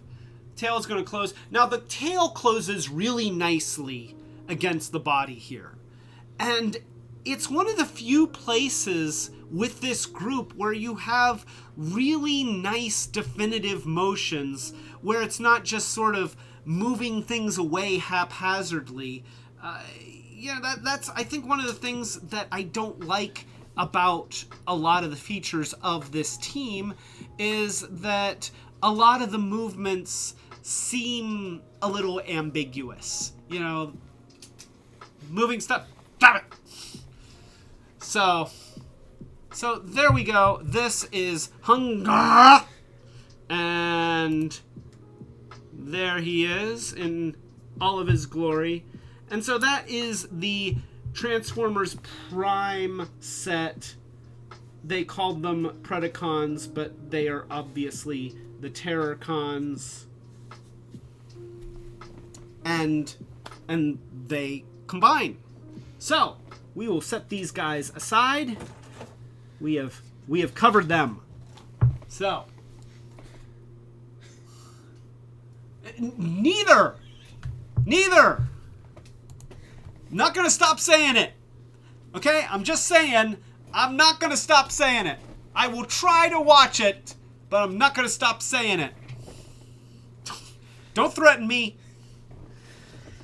So, now for the good stuff. This is the good stuff. I need some water because, you know, we've been going for almost 2 hours.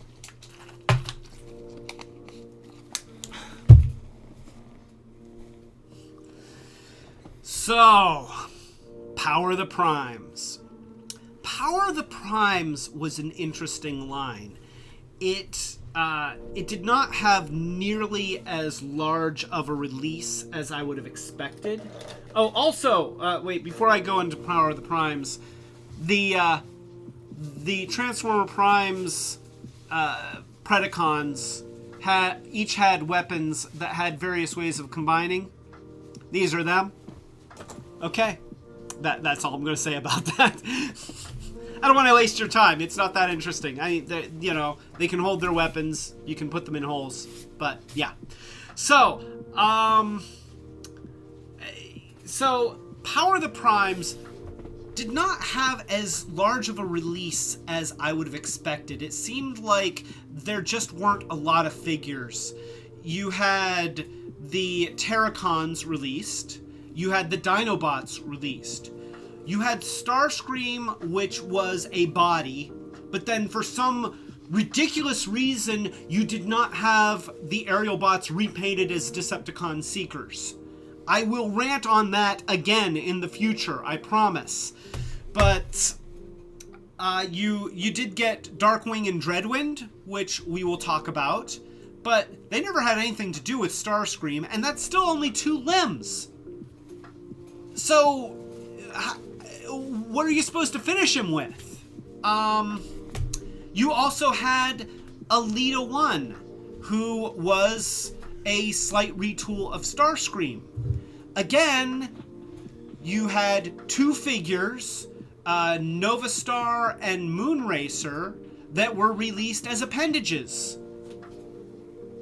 It took another year for them to release another 2 figures, Lancer and Greenlight, who were just repaints of Moonracer and Nova Star, to be able to complete that combiner.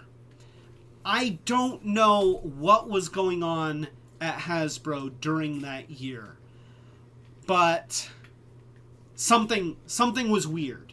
Also, unlike with Combiner Wars, where every classic Gen 1 team, when reimagined, got one new character that was not part of the Gen 1 canon. So, in the aerial bots, you had Alpha Bravo, the only helicopter.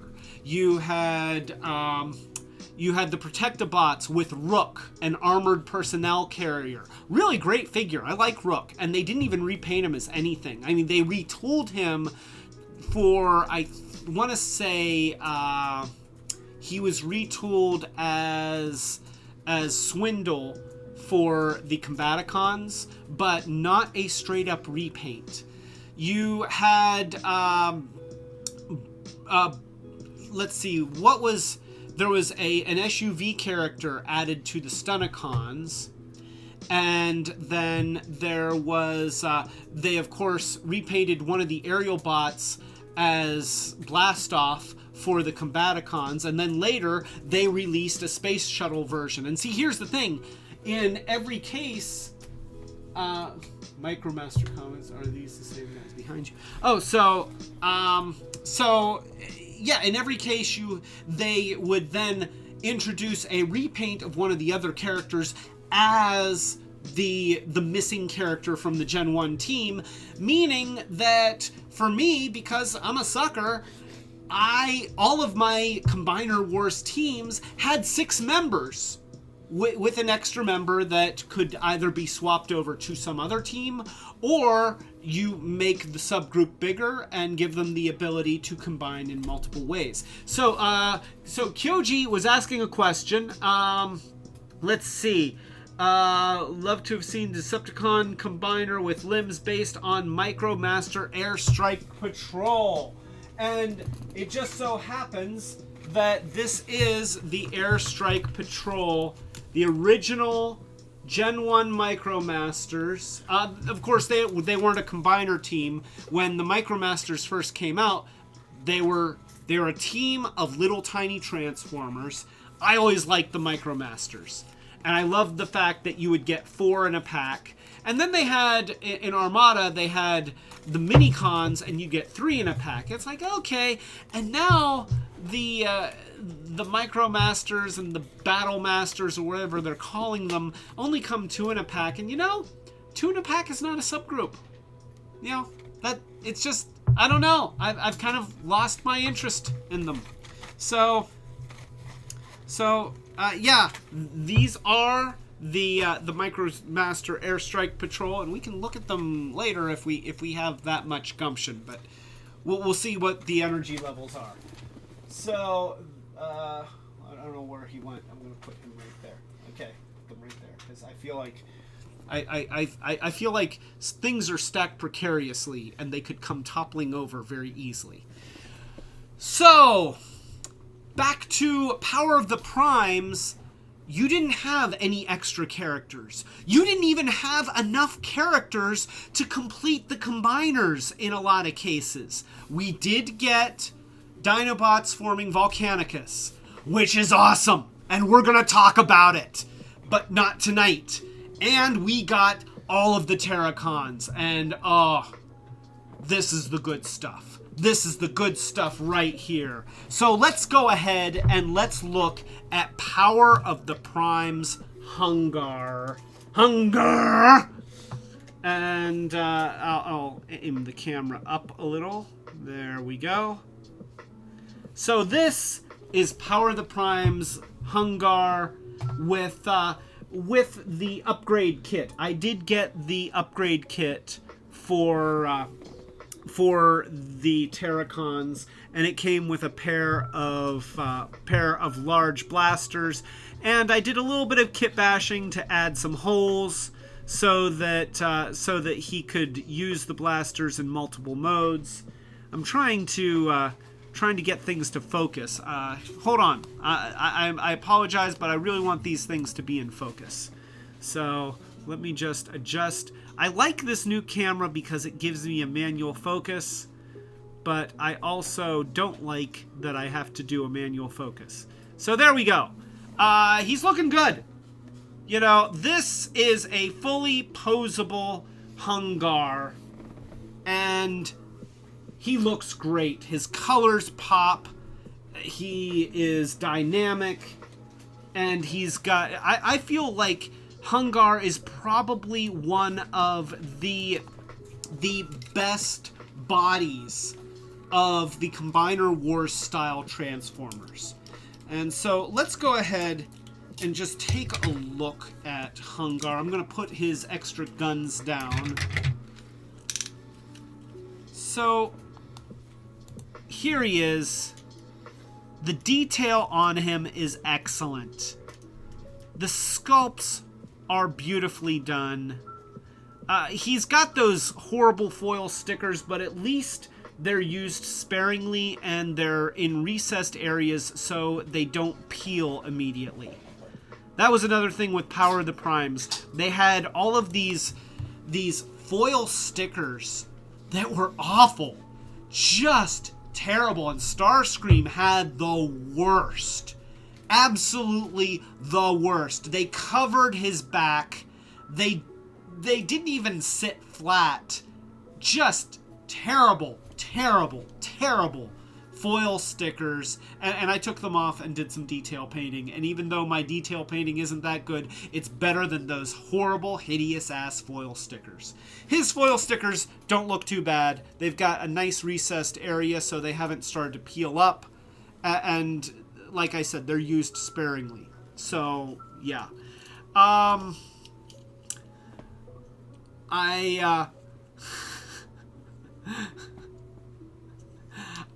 really enjoying Kyoji's song here. I can't believe my hunger. I want it so bad I can taste it. It drives me mad to see it wasted. When I need it so bad, it's burning me. I'm hunger. You want me to get the ukulele? I can't play that. I don't know the chords. I don't know.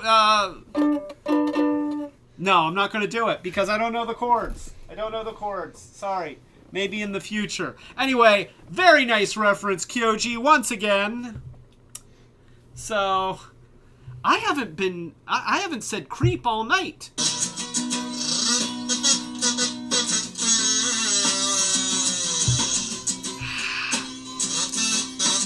That one's for Kyoji for doing Hungar. And this one is because I said creep. And this one's because I said creep. And this one's because I said, okay.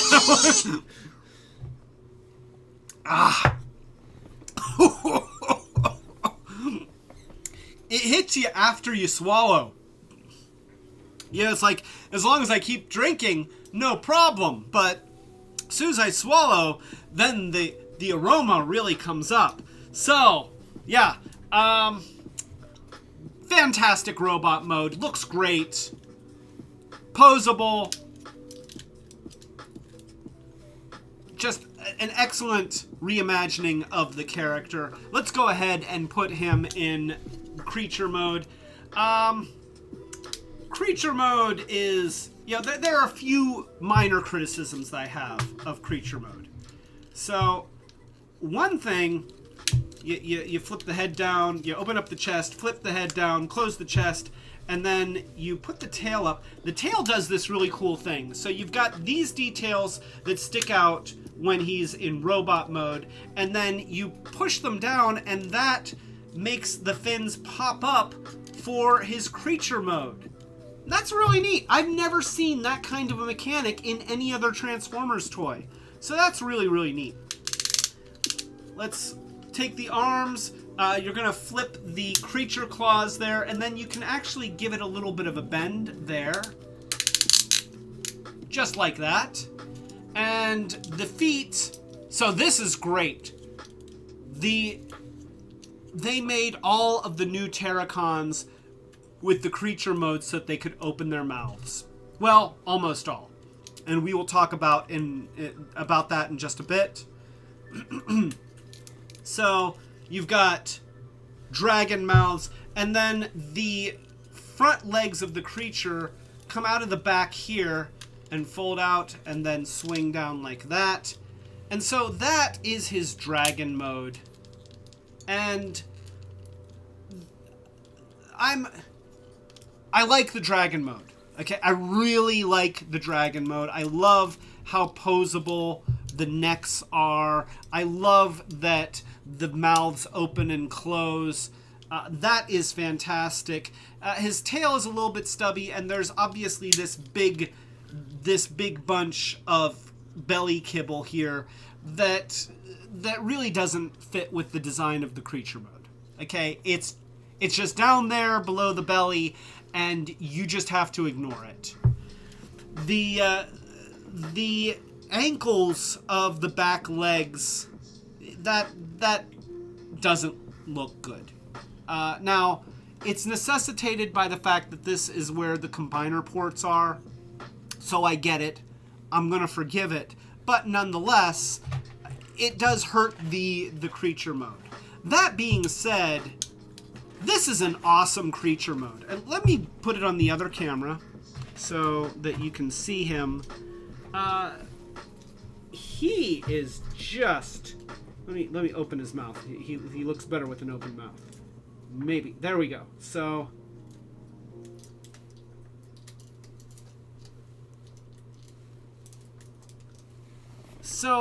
yeah, look at that!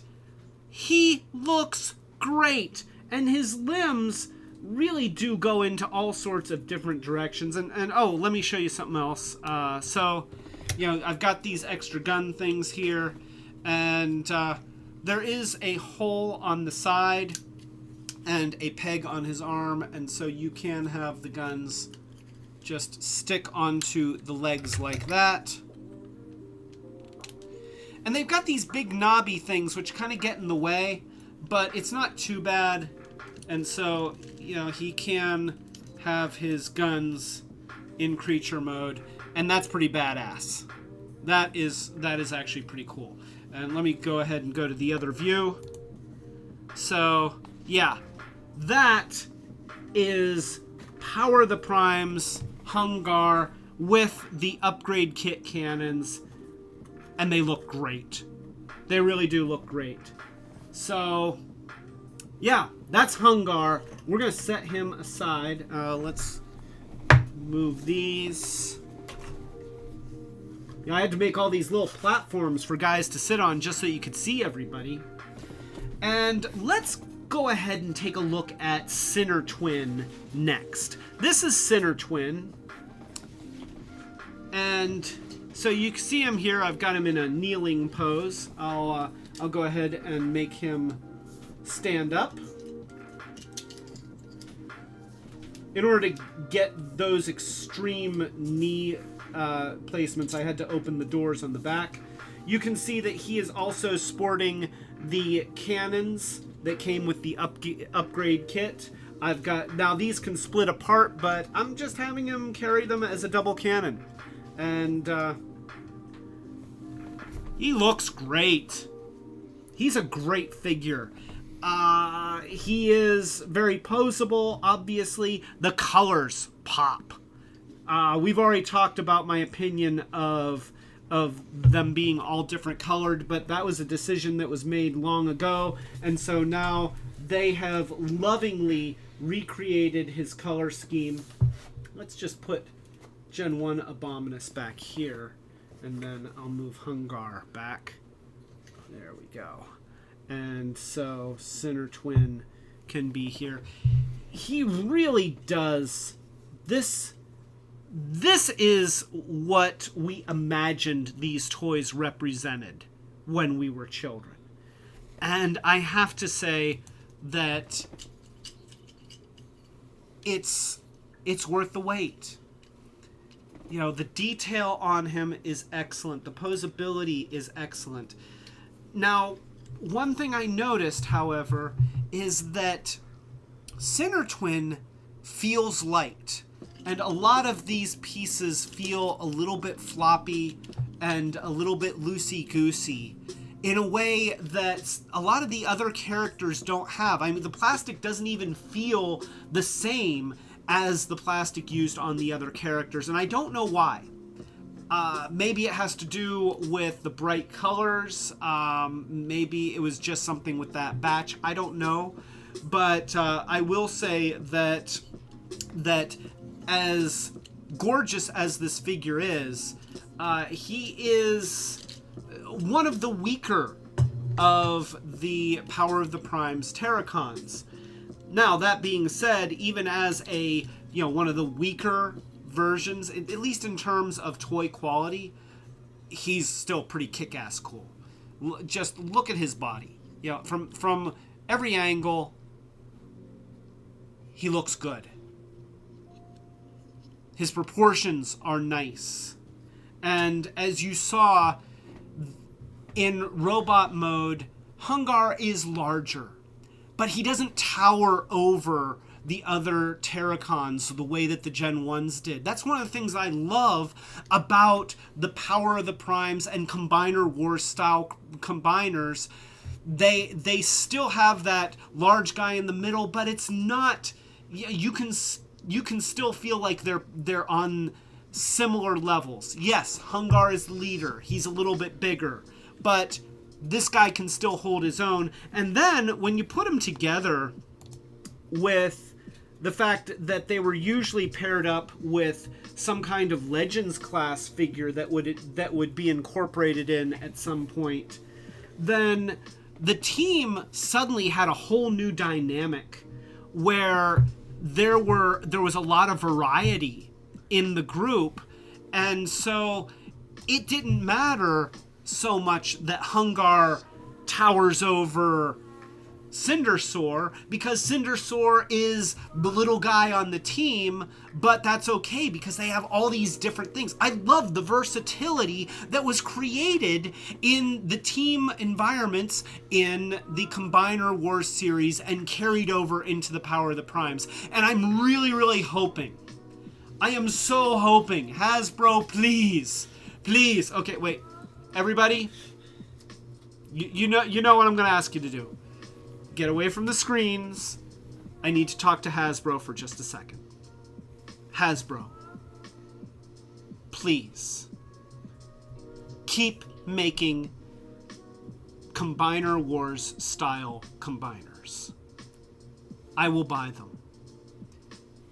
Go ahead and repaint the aerial bots as Decepticon Seekers. Even though I've already built my own and painted my own, I'll still buy yours. Give me Seacons. I pre-ordered the Seacons. They disappeared from the world. I want my Seacons. I want the Terracons repainted as Monstructor. Please.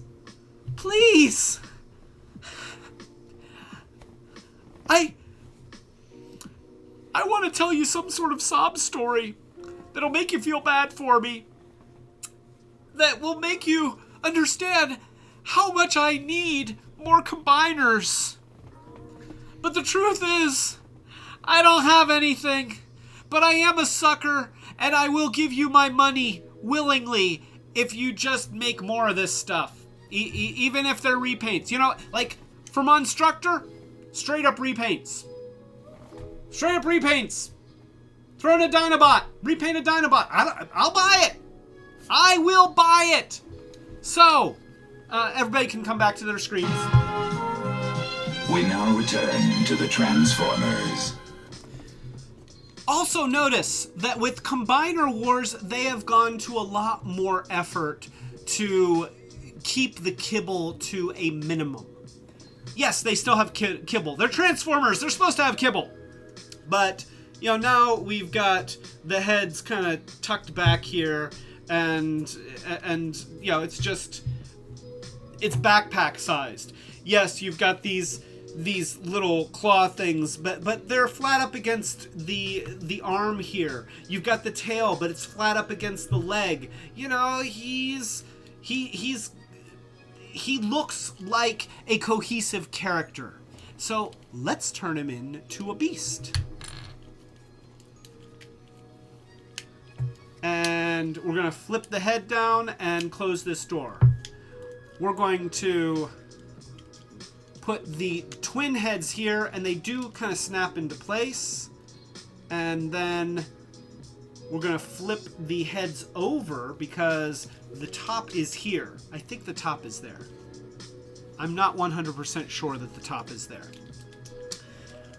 I think that we're going to pivot it at the waist, and then put the legs together, opening the doors on the back of the legs, and then fold them around.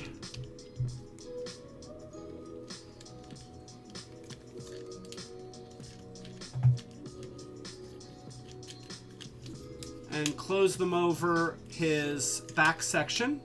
And that's going to make the body of the beast mode. There we go. And then we close these little doors and fold out the tail, just like that. And then we just kind of tighten everything up and get everything to snap together. Then we're going to fold down the back legs of the creature. And now the shoulders of the robot are on these double hinge points here. And so this actually can go down like this, and this can go down like this. You see what's happening there? You know, it kind of does that thing. It was up like this, and then, oh wait, it was up like this, and now it's down like that. And then we're going to fold in the fists, like that, and flip around this creature claw here. And, oh, you know what? You don't rotate at the waist. And I might be able to get it to transform. I might be able to rotate that. Please let me rotate that. There we go. Yes, there's enough flexibility that I can rotate that. So, there we go. We didn't need to rotate the waist. I am going to fold in that fist and then put that creature claw there. Now, look what they did here. Look at how they have this hinged on a pin here, but then they have this extra bit of plastic here to fill in the gap so that when you put the heads up, it still looks good. That's great. That is so nice. And of course, we can open the mouths, and that's nice. Look at that. Oh my gosh.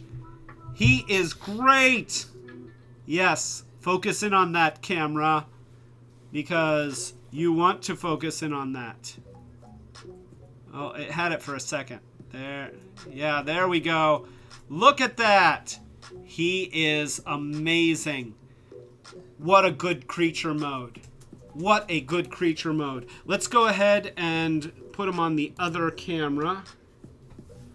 So, oh, and also we can take this gun and we can put it on his back right there.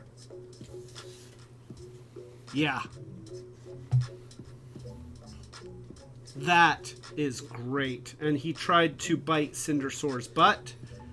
And I guess he probably would. Now, I kind of wish that these were on ball joints and I could spread them apart. They're permanently parallel to each other. They can't move outwards. But that's a small criticism. Mostly, I love this creature. He looks awesome. I love the diminutive back legs and then the oversized front legs. It's very dynamic and it's very unique. It's distinctive, and it's something that the original didn't have. So while they're reimagining these guys, they're giving them character and design that wasn't part of the originals, but works well. This sort of unnatural body dynamic makes it more than just a two-headed creature. It's a uniquely bodied two-headed creature. You know, it looks distinctly alien and unnatural. And I think that really helps its identity as a Terrorcon, as a monster. So, yeah, loving Sinner Twin. And I'm going to move this little box thingy I created out of the way so that we can put him back here. And now, let's go to Cutthroat. We got Cutthroat here. And we'll move his little pedestal out of the way. So, Cutthroat has a nice robot mode. You can't see the head much here. Wait, here, let me pivot him this way. And there. And you can see that I've done a little bit of kit bashing on him so that he could hold the original Abominus feet as weapons and maybe jets. So here, I'm going to take those off so that you can see him as he was originally intended. I ordered these ABS 5mm rods, and unfortunately they only came in white. But yeah, I drilled in a hole, and then I welded them in here, and I wish that looked better, but you know what? You can't see it when you fold the wing down. So that gives me some 5mm posts on his back that allow those to hold these with these 5mm holes that are there. So this is Cutthroat, and he really does look good. He really does look good. The detail on the bird head is fantastic. The details on the wings look great. You know, look at him from the back. The plastic is shiny. The colors pop. He feels, for the most part, very tight. One problem that I did have with Cutthroat. For whatever reason, the head of the bird just keeps wanting to fall off. Every time I would play with him, the head would come off, and I had a little bit of I've continued to have a little bit of that problem with the jaw and with the little thing on the head, and I don't know if they're all like that, but mine was definitely like that. So what I did, I don't know if you're going to be able to see this. I'm going to try and put it on the other camera. If you look closely in the joint for the head, you see how it is not purple in there. It is actually kind of silvery. That is because I put an eyeglasses screw in that joint on both sides. I very, very carefully drilled with my tiniest drill bit a little hole into the peg, and I added eyeglasses screws to hold the head on. And you can actually still remove the head, okay? Because the screws are inserted into the holes, and if you flex the head enough, they go around, but it makes those pegs long enough that it holds the head securely. Every time I would touch him, his head would fall off. And that really hurts my enjoyment of the toy. I just have to say, that definitely hurts my enjoyment of the toy. Now, once I fix that, oh boy, I love this guy. So, you know, it was a case where, yes, he took a little bit of love to get him there, but boy, once I made the change and his head wasn't always popping off in my hands, then this is an excellent, excellent toy. And so, yeah, you've got full posability just like the rest of the Combiner Wars figures, and nice body dynamics, great color. Look at the head. Look at the head sculpt. You know, his head is just nice. The camera wants to focus on my head, not his head. Let's go to the other camera. And this is why having a camera with a manual focus is so nice. So you can see the detail there. You know, the colors are so nice. And even though he's reminiscent of the Gen 1 character, the Gen 1 never looked this good. Let's be honest. The Gen 1 version of all of these characters just is not that good. And I know it is like a sacrilege to say that the modern toys are better than the ones we had when we were kids. But you know what? The modern versions are better than the originals. I said it. I said it. Not in every single case, but certainly in the case of Combiner Wars. And in the case of Power of the Primes. These toys are better than the original counterparts. They just are. And I love them. And I don't mind that I had to wait 33 years to get them, because I've got them now and I love them, and I'm going to continue to love them. So let's go ahead and take his gun out of his hand. Oh, you know what? I should point out, all of these characters came with what they called Prime Armor. And they were these things, and these are the hands and the fists for the combined mode. And you could kind of, you could fold that up inside there so that it's just like this. And then they have these little tabs in here, and you have 2 thumbs on each hand. And then you just kind of put it around the chest and lock it in. And now he's got a big chest thing. And see, the idea is that you could then take out these centerpieces, and you would have a Power of the Primes Prime, which it's hard for me to imagine these little headmasters that aren't heads. Instead, they're enigmas or something like that. And say that they're primes, but whatever.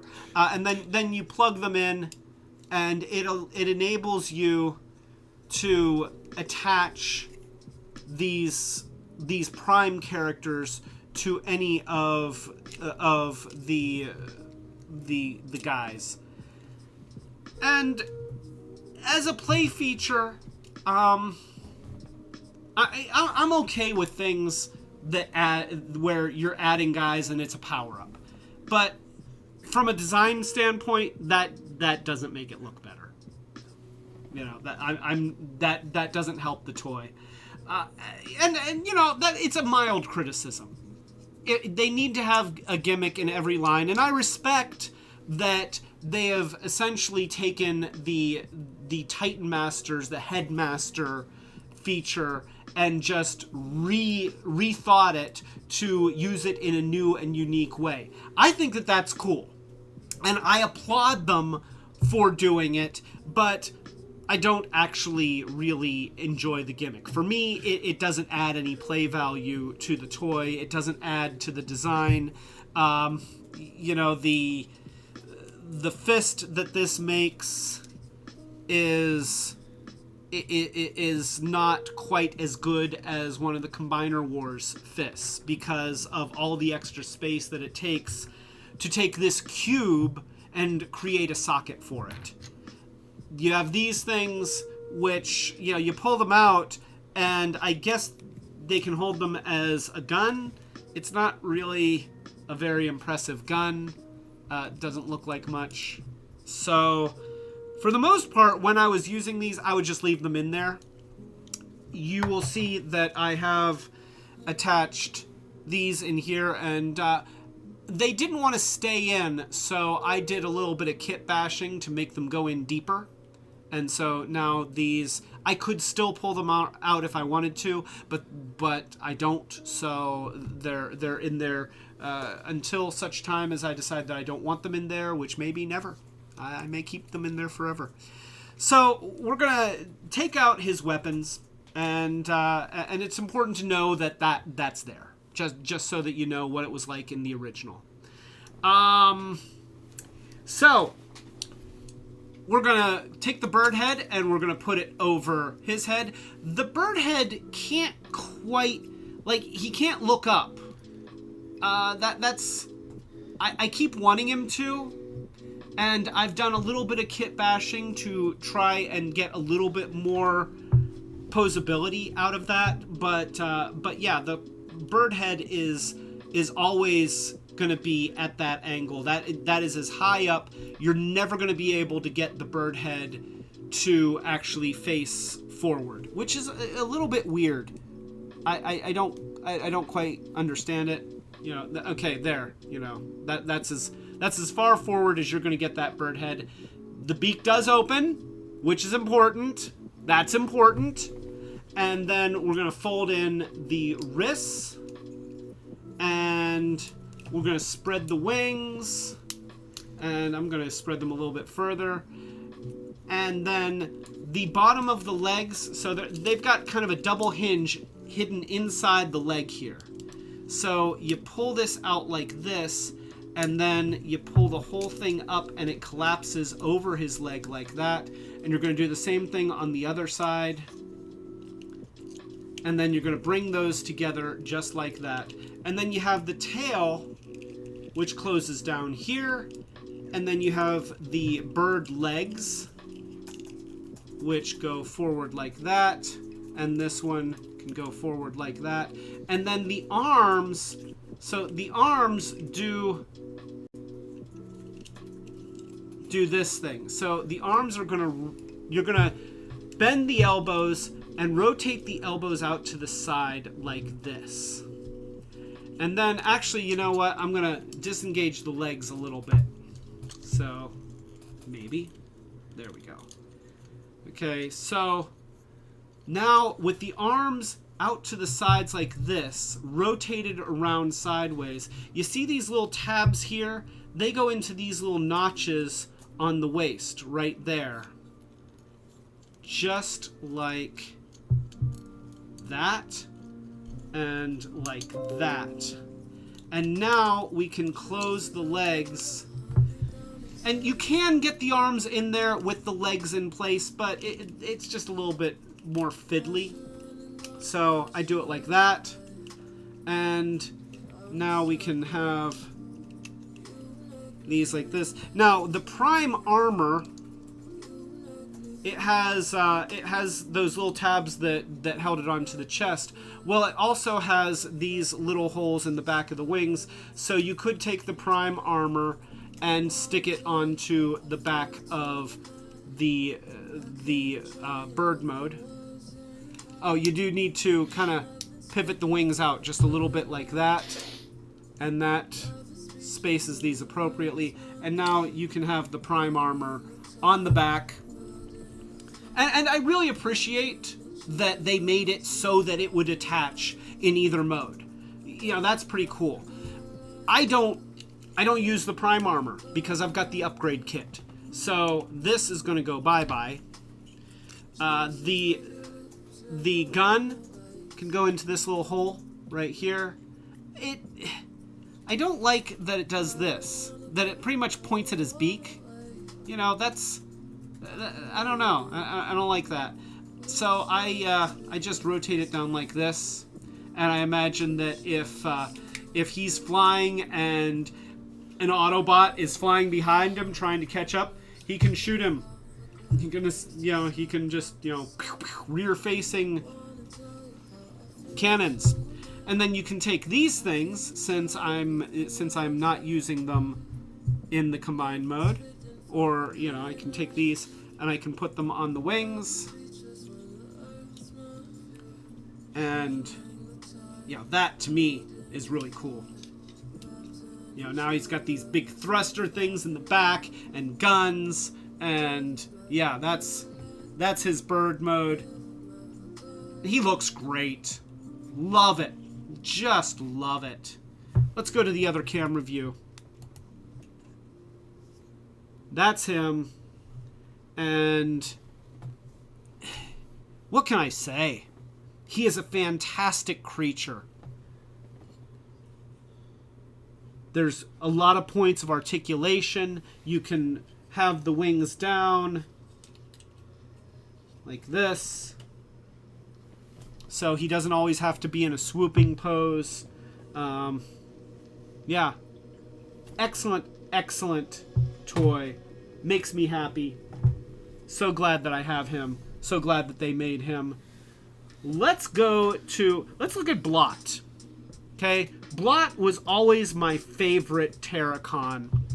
And so I was really looking forward to this one. And you can see that now he's also got the upgrade kit. We'll take the upgrade kit off for now.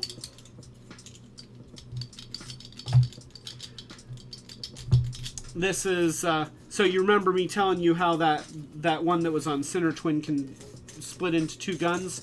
Well, this is the upgrade kit split into 2 guns. Okay. And so yeah, that's that.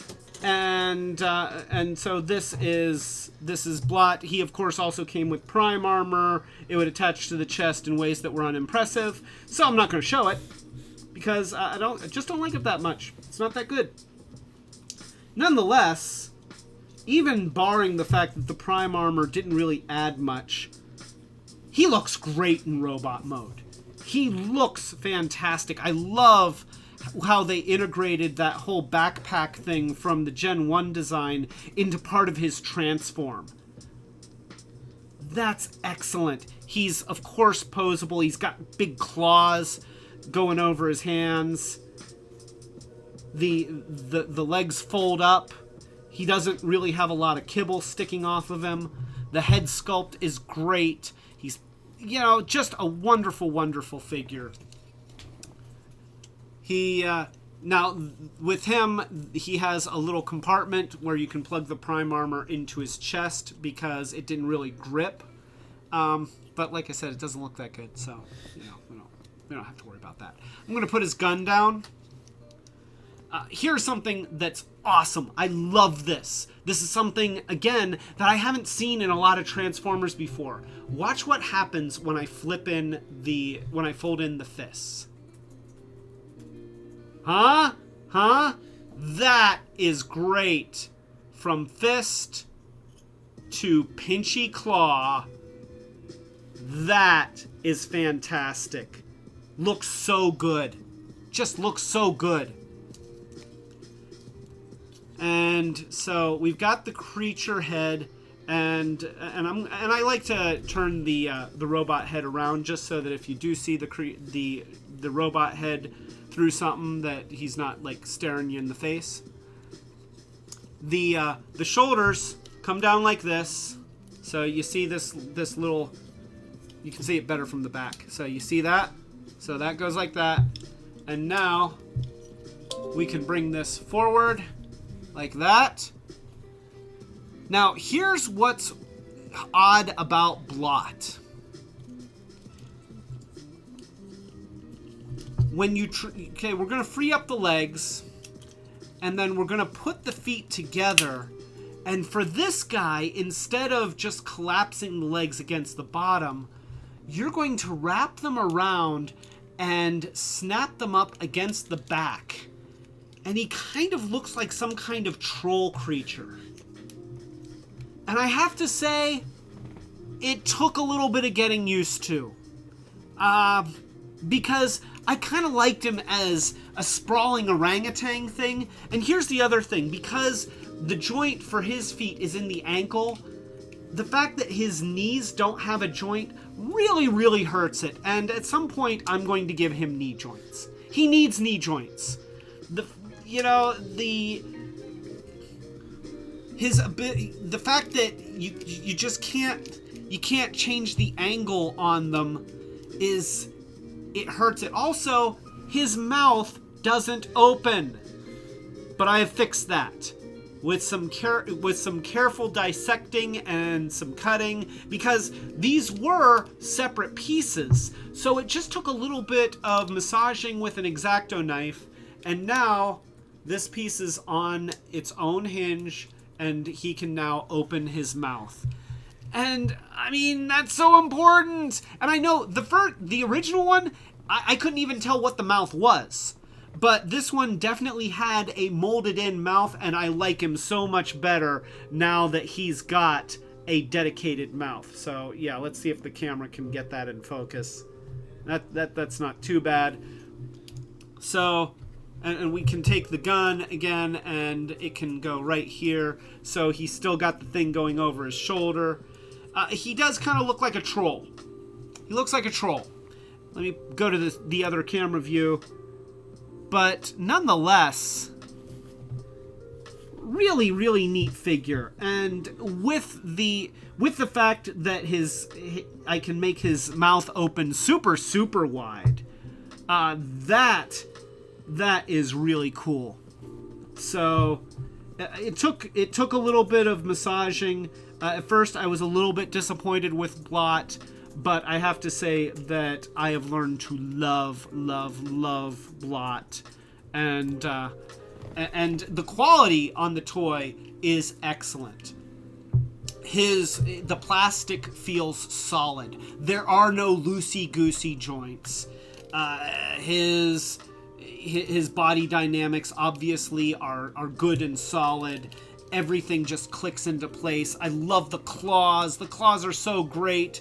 The fact that they can actually sort of open and close is awesome. He is a great creature. Just fantastic. So, let us now go to what I'm going to say is the shining star of this team. And this is funny because this is the character that I really wasn't all that excited about, but he was the first one to come out when they were, at least in my area, he's the first one that I saw in stores, and I scooped him up. You can see that he's got the upgrade kit, which are these guns here. I'm going to take them off. Now, these blue guns that I have attached to them are actually his original things, so I'm going to put those back on so that you can see him in all his glory. So this is how he came, and let me tell you, this may be the best toy in the group. Look, his colors, solid, looks good, looks really good. Let's go to the other camera view so that you can appreciate it in focus. So, of course, the detail is excellent. All of his joints are nice and tight. Sculpt is nice. Body dynamics are nice. Once again, not a lot of kibble sticking out of him. He's got Wolverine claws. Okay? That's fantastic. I just want him to be going, "Hey, bub. Get away from the kid, bub." Except that, he's a Terrorcon, so he would probably be the one chasing the kid. But, super posable. Unlike Sinner Twin, when he's in robot mode, he's got a lot of articulation. And everything just really works well. And then you put him into creature mode. And creature mode also fantastic. So I'm going to rotate the head. I'm going to pull the shark head out, and it snaps right there like that. And then we're just going to rotate the hands around. We're going to pull out the shark tail like this. And then we're going to open up the back of the legs like that. And we're going to rotate it at the waist. We're going to snap the legs together. Let the thighs fold into the legs and then close the legs back up. And then release the legs like this. And now you put the shark fins together, the tail fins. And they're just going to go right in like that. And look at that. Oh, and his mouth opens. Because of course his mouth opens. Look at that creature mode. Just look at that. Take that in. That is fantastic. He is so dynamic. He lurches forward like a predator. This, I mean, yeah. I don't have to say it. You can see it. The creature mode is superposable. It has all the articulation that you would hope for. And it looks like a shark. You know, it looks threatening. No longer does he look, you know, kind of like an egg and he's cute. He looks threatening and dangerous. This is an excellent, excellent creature. And probably the best member of the group in terms of design and toy quality. When I got him, I mean, I played with this guy for hours without having any of the other team members, and it lost none of its play value. He is fantastic. But of course, we're here for Abominus. We want to see Abominus. So, let's do Abominus. Form, feet, and legs. Form, arms, and... Oh, wait. Sorry. So, let's start with Blot here. I'm going to take off the little gun. And we're going to half transform him. We need to pull the head back and get this out of the way. And then we're going to have him have his robot mode face forward. And then we're going to flip this around like this, like many of the Combiner Wars characters. We're also going to put the arms back up to the shoulders. And then we're going to open up the back of the legs, just like we just did with Ripper Snapper. And then we're going to close those.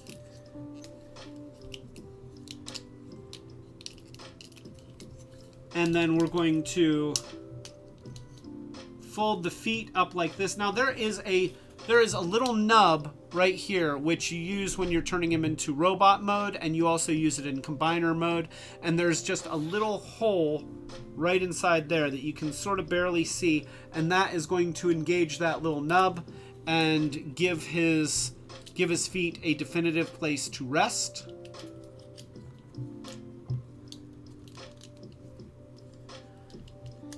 And then I'm going to put his feet around to the back. Now, there's this little rectangular nub on the side of the arm, the forearm, and there's another little rectangular hole there. That gives you a place to seat those claws so that they can face forward in his appendage mode. That's another thing about the Terrorcons as a group and as a combiner. It seems like whereas with a lot of the Combiner Wars stuff, the aerial bots and the Stunticons, they didn't really give a lot of thought as to what to do with the robot parts when they were turning into appendages. And sometimes you just kind of had to kind of put them up sort of out of the way and hope that they didn't get in the way too much. This is more definitive. You know, they've obviously learned a bit since they've been doing these toys. And once again, Hasbro, please keep doing Combiner Wars style combiners.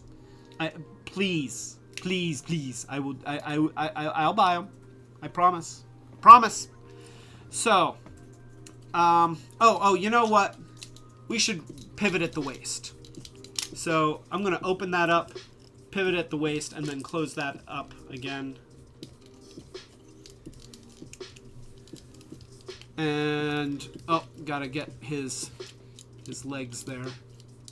Oh gosh, it doesn't want to close. Why doesn't it want to close? Close for me. There we go. Alright, so. And he's done! No. So, there we go. And then, see, it's got this double hinge here. And you kind of have to futz with that to get it to angle up into the beast head. And then you're going to hook these red bits around a couple little posts that are on the body there. And that gives you this. And then you can have this down here. And then you can take his gun and just sort of put his gun there. And it's okay like that. You know what? I'm gonna put his gun on the other side, just like this. So that is him pretty much as a foot. And just for giggles, I will show the original feet so that you can see what Hasbro intended for us. So there we go. We got a little foot. I guess what you could do is you could put these around backwards, and then you could plug the fist in like that and kind of have a clawed foot. So we have that. And we're going to get Sinner Twin here. And he is not as difficult from his beast mode to turn into a combiner limb. We're going to take the front paws and we're going to rotate them out like this. Oh, that came off. Let's snap that back on. There we go. Rotate them out like this. And then you remember that kind of double joint? Well, we're going to flip that up as though we're turning him into a robot. And then we're going to take this, and there's a little triangular shaped divot right on the inside here, and that meets up with this little triangular shaped peg right there. It's just a little one, and it doesn't hold it super securely, but it does align everything. And then we're going to do the same thing on the other side. So we'll do that, and then that, and then Minnie Mouse. What are you doing? So this is Minnie Mouse, and Minnie Mouse, did you have anything that you needed to say? Oh, wait, here. Minnie Mouse is slapping me for reasons. Probably because I deserved it. So, we're gonna put those things in there. Thank you. Now, so we need to take the gun out, and then the whole head assembly comes off, and we're gonna rotate the little beast heads upside down, which actually now they're gonna be right side up, and we're gonna face them forward just like that. And I really like that. Okay, that looks cool. You know, having the beast heads forward, and then his combiner peg will come out right there. And once again, we're also going to take his lower legs, and we're going to snap them up into here. There's sort of a divot thing there, but I don't know what you're supposed to do with it because it doesn't really line up with anything. So, yeah, we're going to take these and do that, and then we'll take the other combiner foot and we'll put this foot on him and do that. There we go. So we have another foot. Cutthroat becomes an arm. I mean, in Combiner Wars, any of the Combiner Wars appendages can be used as an arm or a leg, but some of them make better arms than legs, and some of them make better legs than arms. And so, you know, usually when you find the configuration that you like best, then that's what you do. And so this is my preference.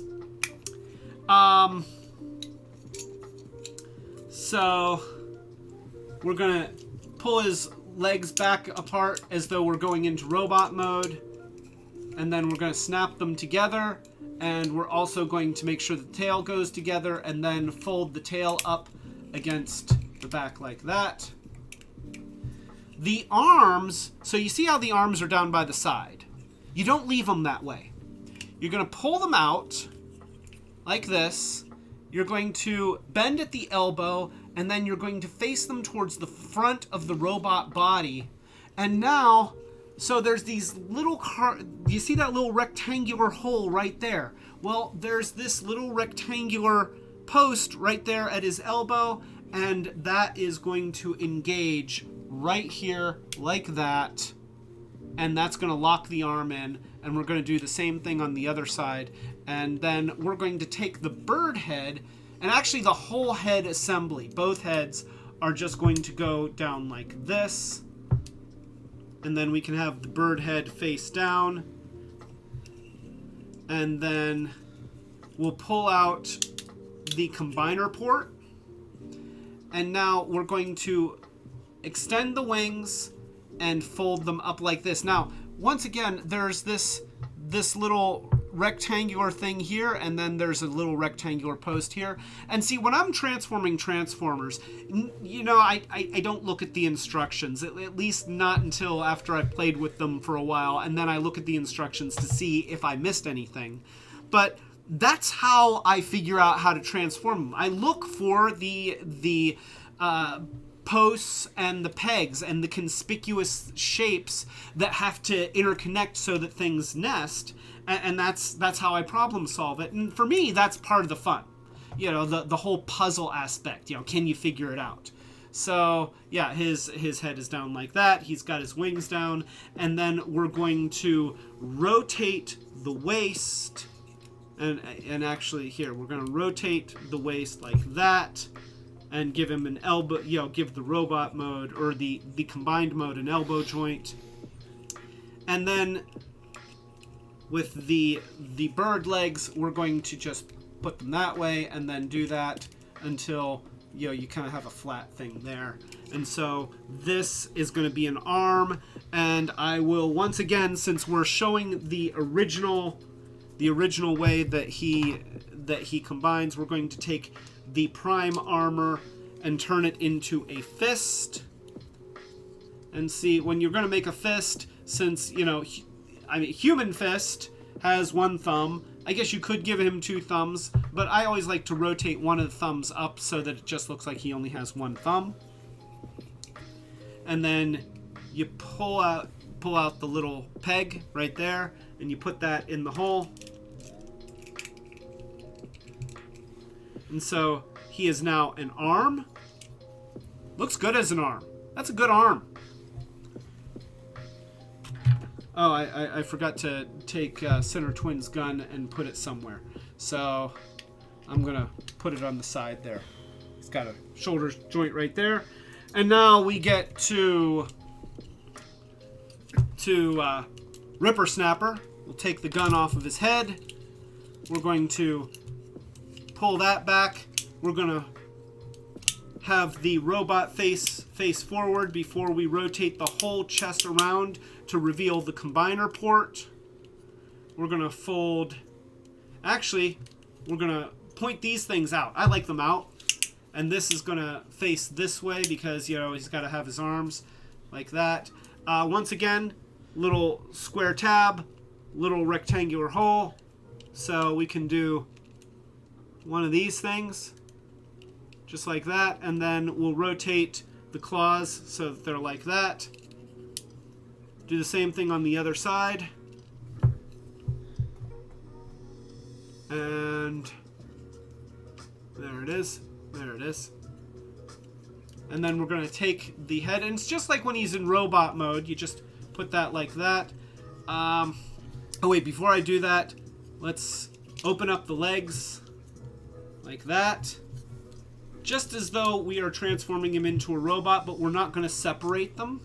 We're going to leave them together and then close them back. Fold up the creature legs. They've got this little post here, and then there's a little hole that allows that to just kind of seat into place. And so you need to remember which arm you've already done. So we've done this arm, so now we need to rotate the waist here, this way. And then the tail is going to go in like that, just like that. And we'll create another robot fist.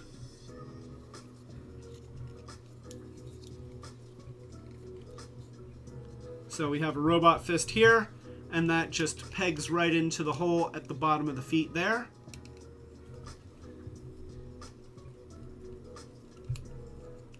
And then we put the head into place, and there we go. So that is an arm.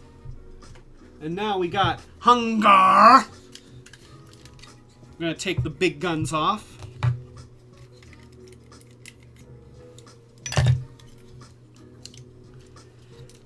And so with this, we're going to open up the creature claws and extend the fist out like this. And then you do that. That's not great.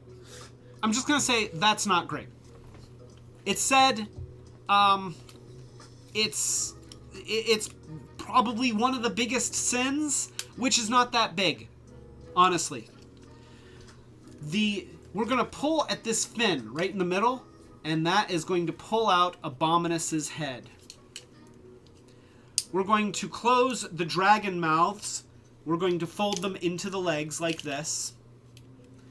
We're going to rotate both of the dragon necks sideways and then pull them down like this.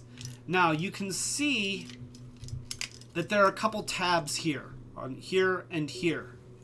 There are some notches in the side of this sort of neck-like thing. And so you put it together like that, so that it all goes together. And then there's these little tabs here, and they engage with these little holes right here. And they lock in really nicely. We're going to do the same thing on the other side.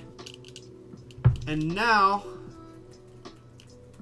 we're going to take the creature feet up here. And now this big bunch of kibble that really didn't do anything in the creature mode, it opens up and it's going to close against this like that.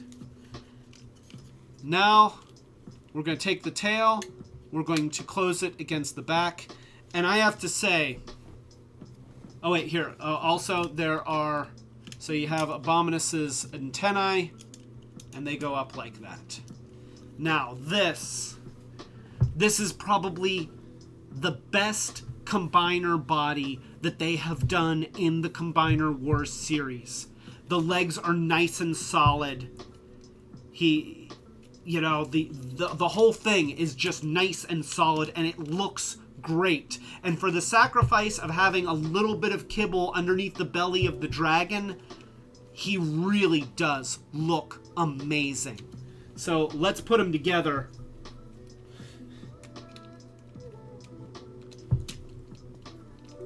Form feet and legs.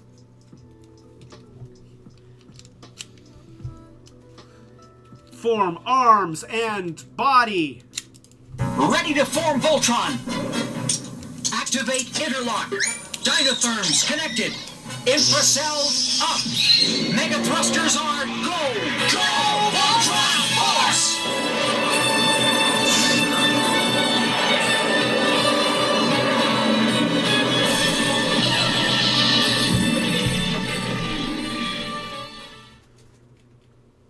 Let's just take a look at that. I gotta move my stands out of the way.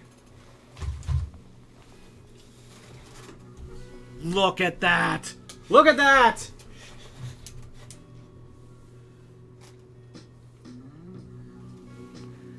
He looks great! He really does look great! Yeah, his feet are kind of awkward, and his hands look a little bit like boxing gloves. But what a good combined form. Let's see if I can focus in on him a little bit more.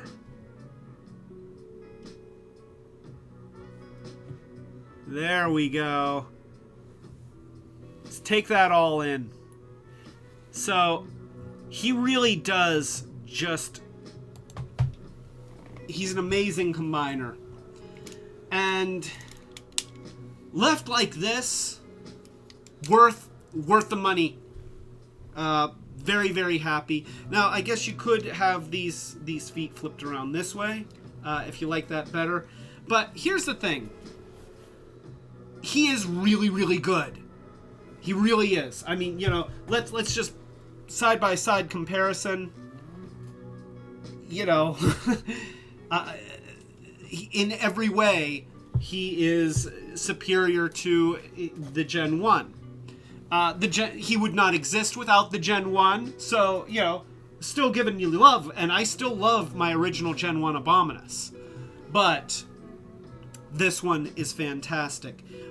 But what I will say is, like many of the Combiner Wars characters, you got these little tiny feet that just don't work with the rest of the design, which is why you can get these upgrade kits. And now lately they've been really hard to find. I've been looking online just to get some more for some of my other combiners, and they seem to be sold out everywhere. I'm hoping that that's just because of supply shortages due to COVID-19 and things like that. I hope that they're not just gone forever, but because there's still some more that I'd like to get. So you see these guns, and well, you know, we have these guns like this. So you put these together, and then you put in the things. You stick them together, and then you fold them around like this.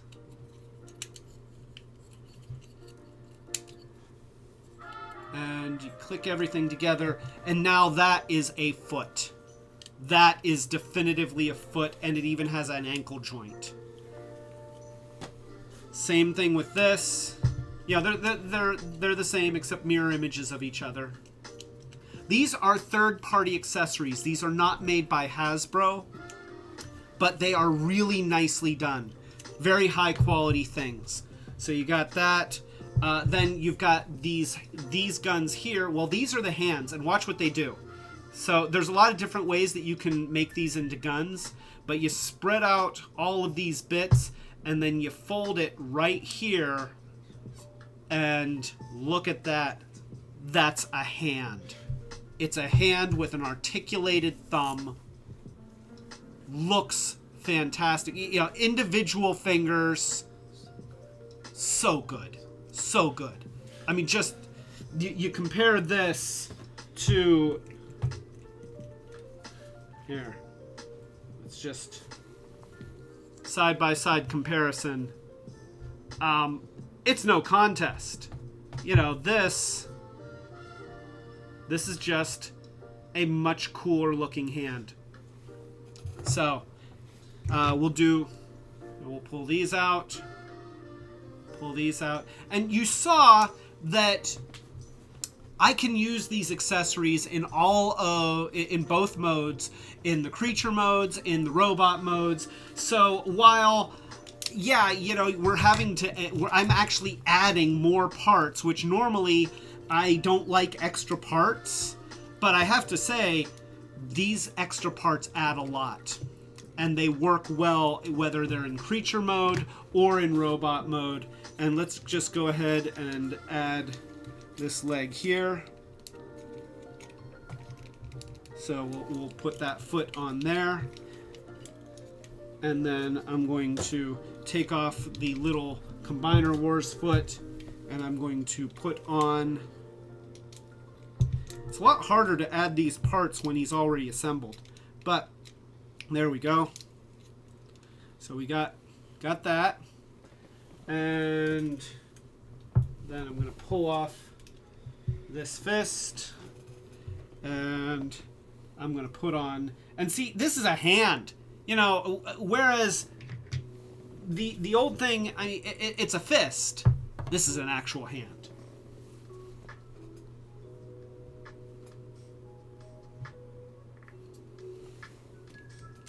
And wait here. We got the other one. I'm gonna put that on. Now, that looks really good. I added a couple little holes in the back here so that you can take his guns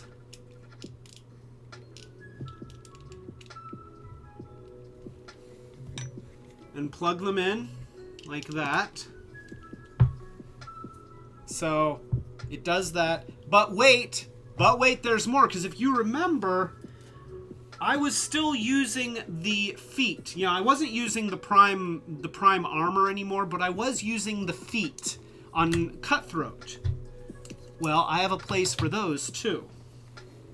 So we take the legs, we rotate them like this. And then we'll rotate the lower legs to face forward again. And now, since these pegs are already here, I can put this right here like that. And put this here like that. And now look at him. Let's go to the other camera. You need to see this.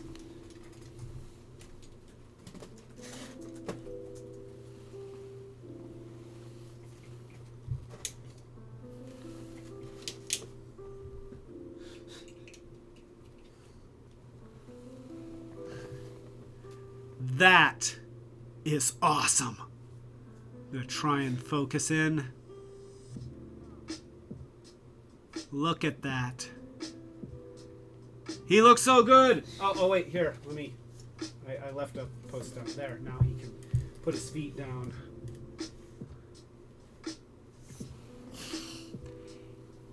He is truly just this beautiful monstrosity.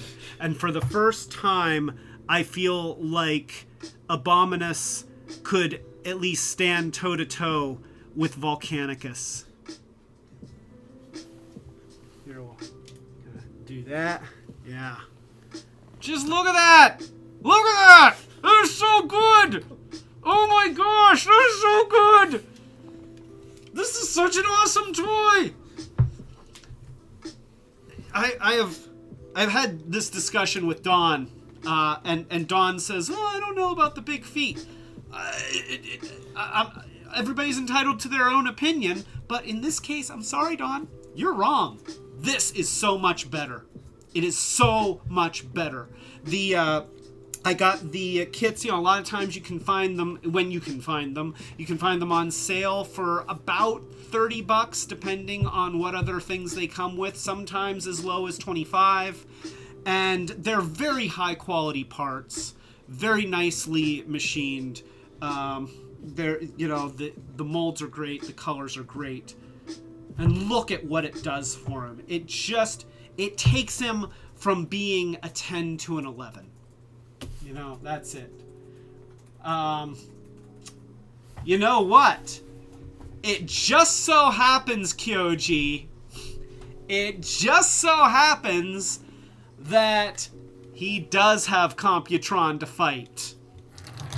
Because, I got the box set for Computron. Oh, I forgot to put Cutthroat's gun on. Here, wait, let me do this. So, here we go. Yeah, we have Computron. And oh, don't pitch forward. Don't pitch forward. Wait here. I'm having a little bit of a crisis here. Okay, there we go. There we go. Okay, so we've got Computron here. Oh, here, that goes there. Computron does not have an upgrade kit.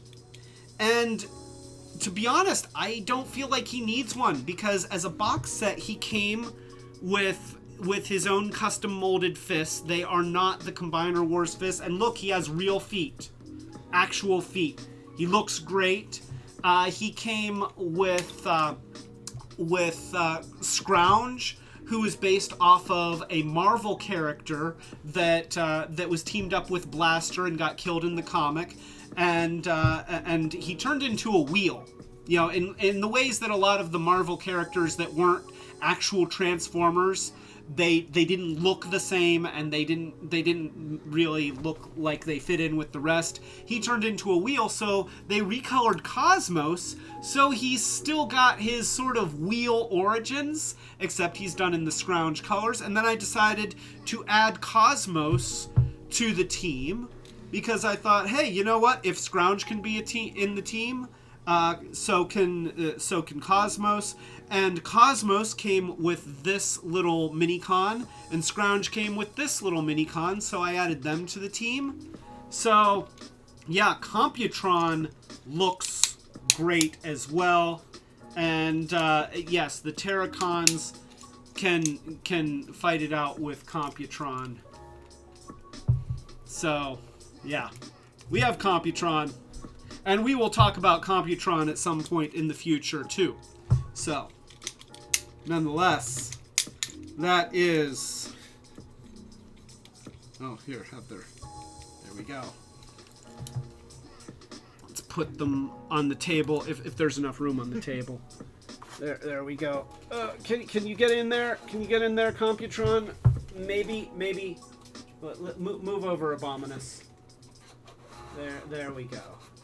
And let's get him into a little bit of a pose here. There we go.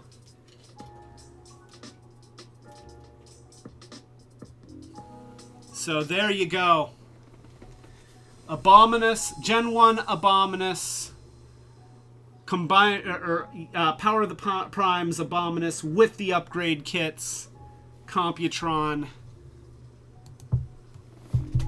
We have gone 3 hours and 16 minutes.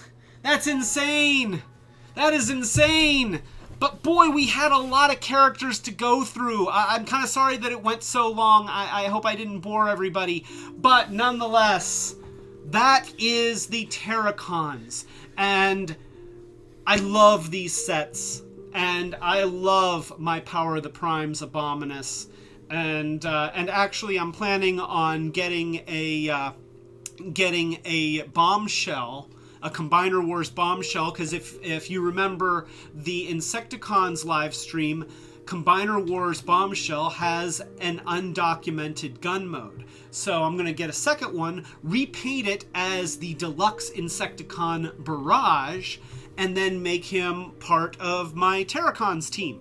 And that's going to be cool, but I don't have him yet, so I can't do it. So, that's it! Thank you so much, everyone, for joining me again. And once again, next week, the link is going to take you to Retro Robot, and and I think that it's going to be great.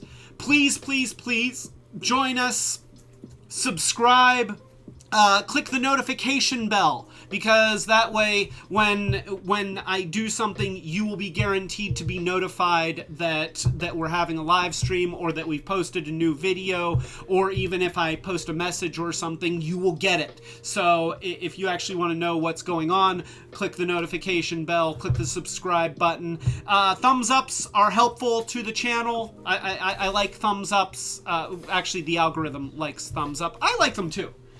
We also have an Instagram, and Monica has been using the Instagram. She's actually good at social networking. I do YouTube. That's the only social networking that I do. So, yes. So, Cheeky Boy, thank you for waking up and seeing the end. And, you know, this time we had some stuff at the end. It wasn't like he shows up late and then only sees the last 5 minutes. So I guess that's the advantage to going really, really long. So, Retrobot next week. It's going to be Retrobot. And then I'll have to move the other live streams over into Retrobot, and all the views are going to disappear. Just so you know, all the views, all the likes, and I think that the chat information is going to disappear when I move it too, which sucks, because I feel like the chat is what makes these things interesting. You know, I rewatch all these, and I watch all of the comments, and see the stuff that I missed because my face was buried in a transformer.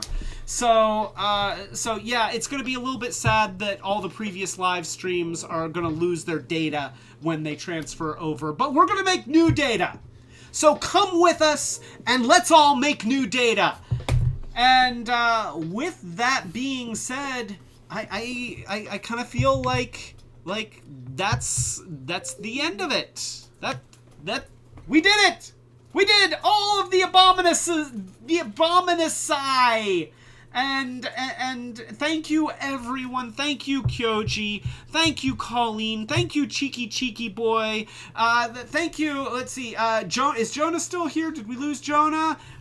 If you're still here, Jonah, and if you're still here, Kyoji, obviously Kyoji, and Nature View, and Joy, especially Joy. Oh my gosh, you've been here since before we even started.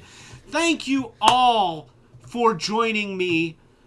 You guys make it all worthwhile, and that's part of the reason why we're doing the new channel, because we want to make this a good experience for everybody, and if we want to make it a good experience, we got to do it right.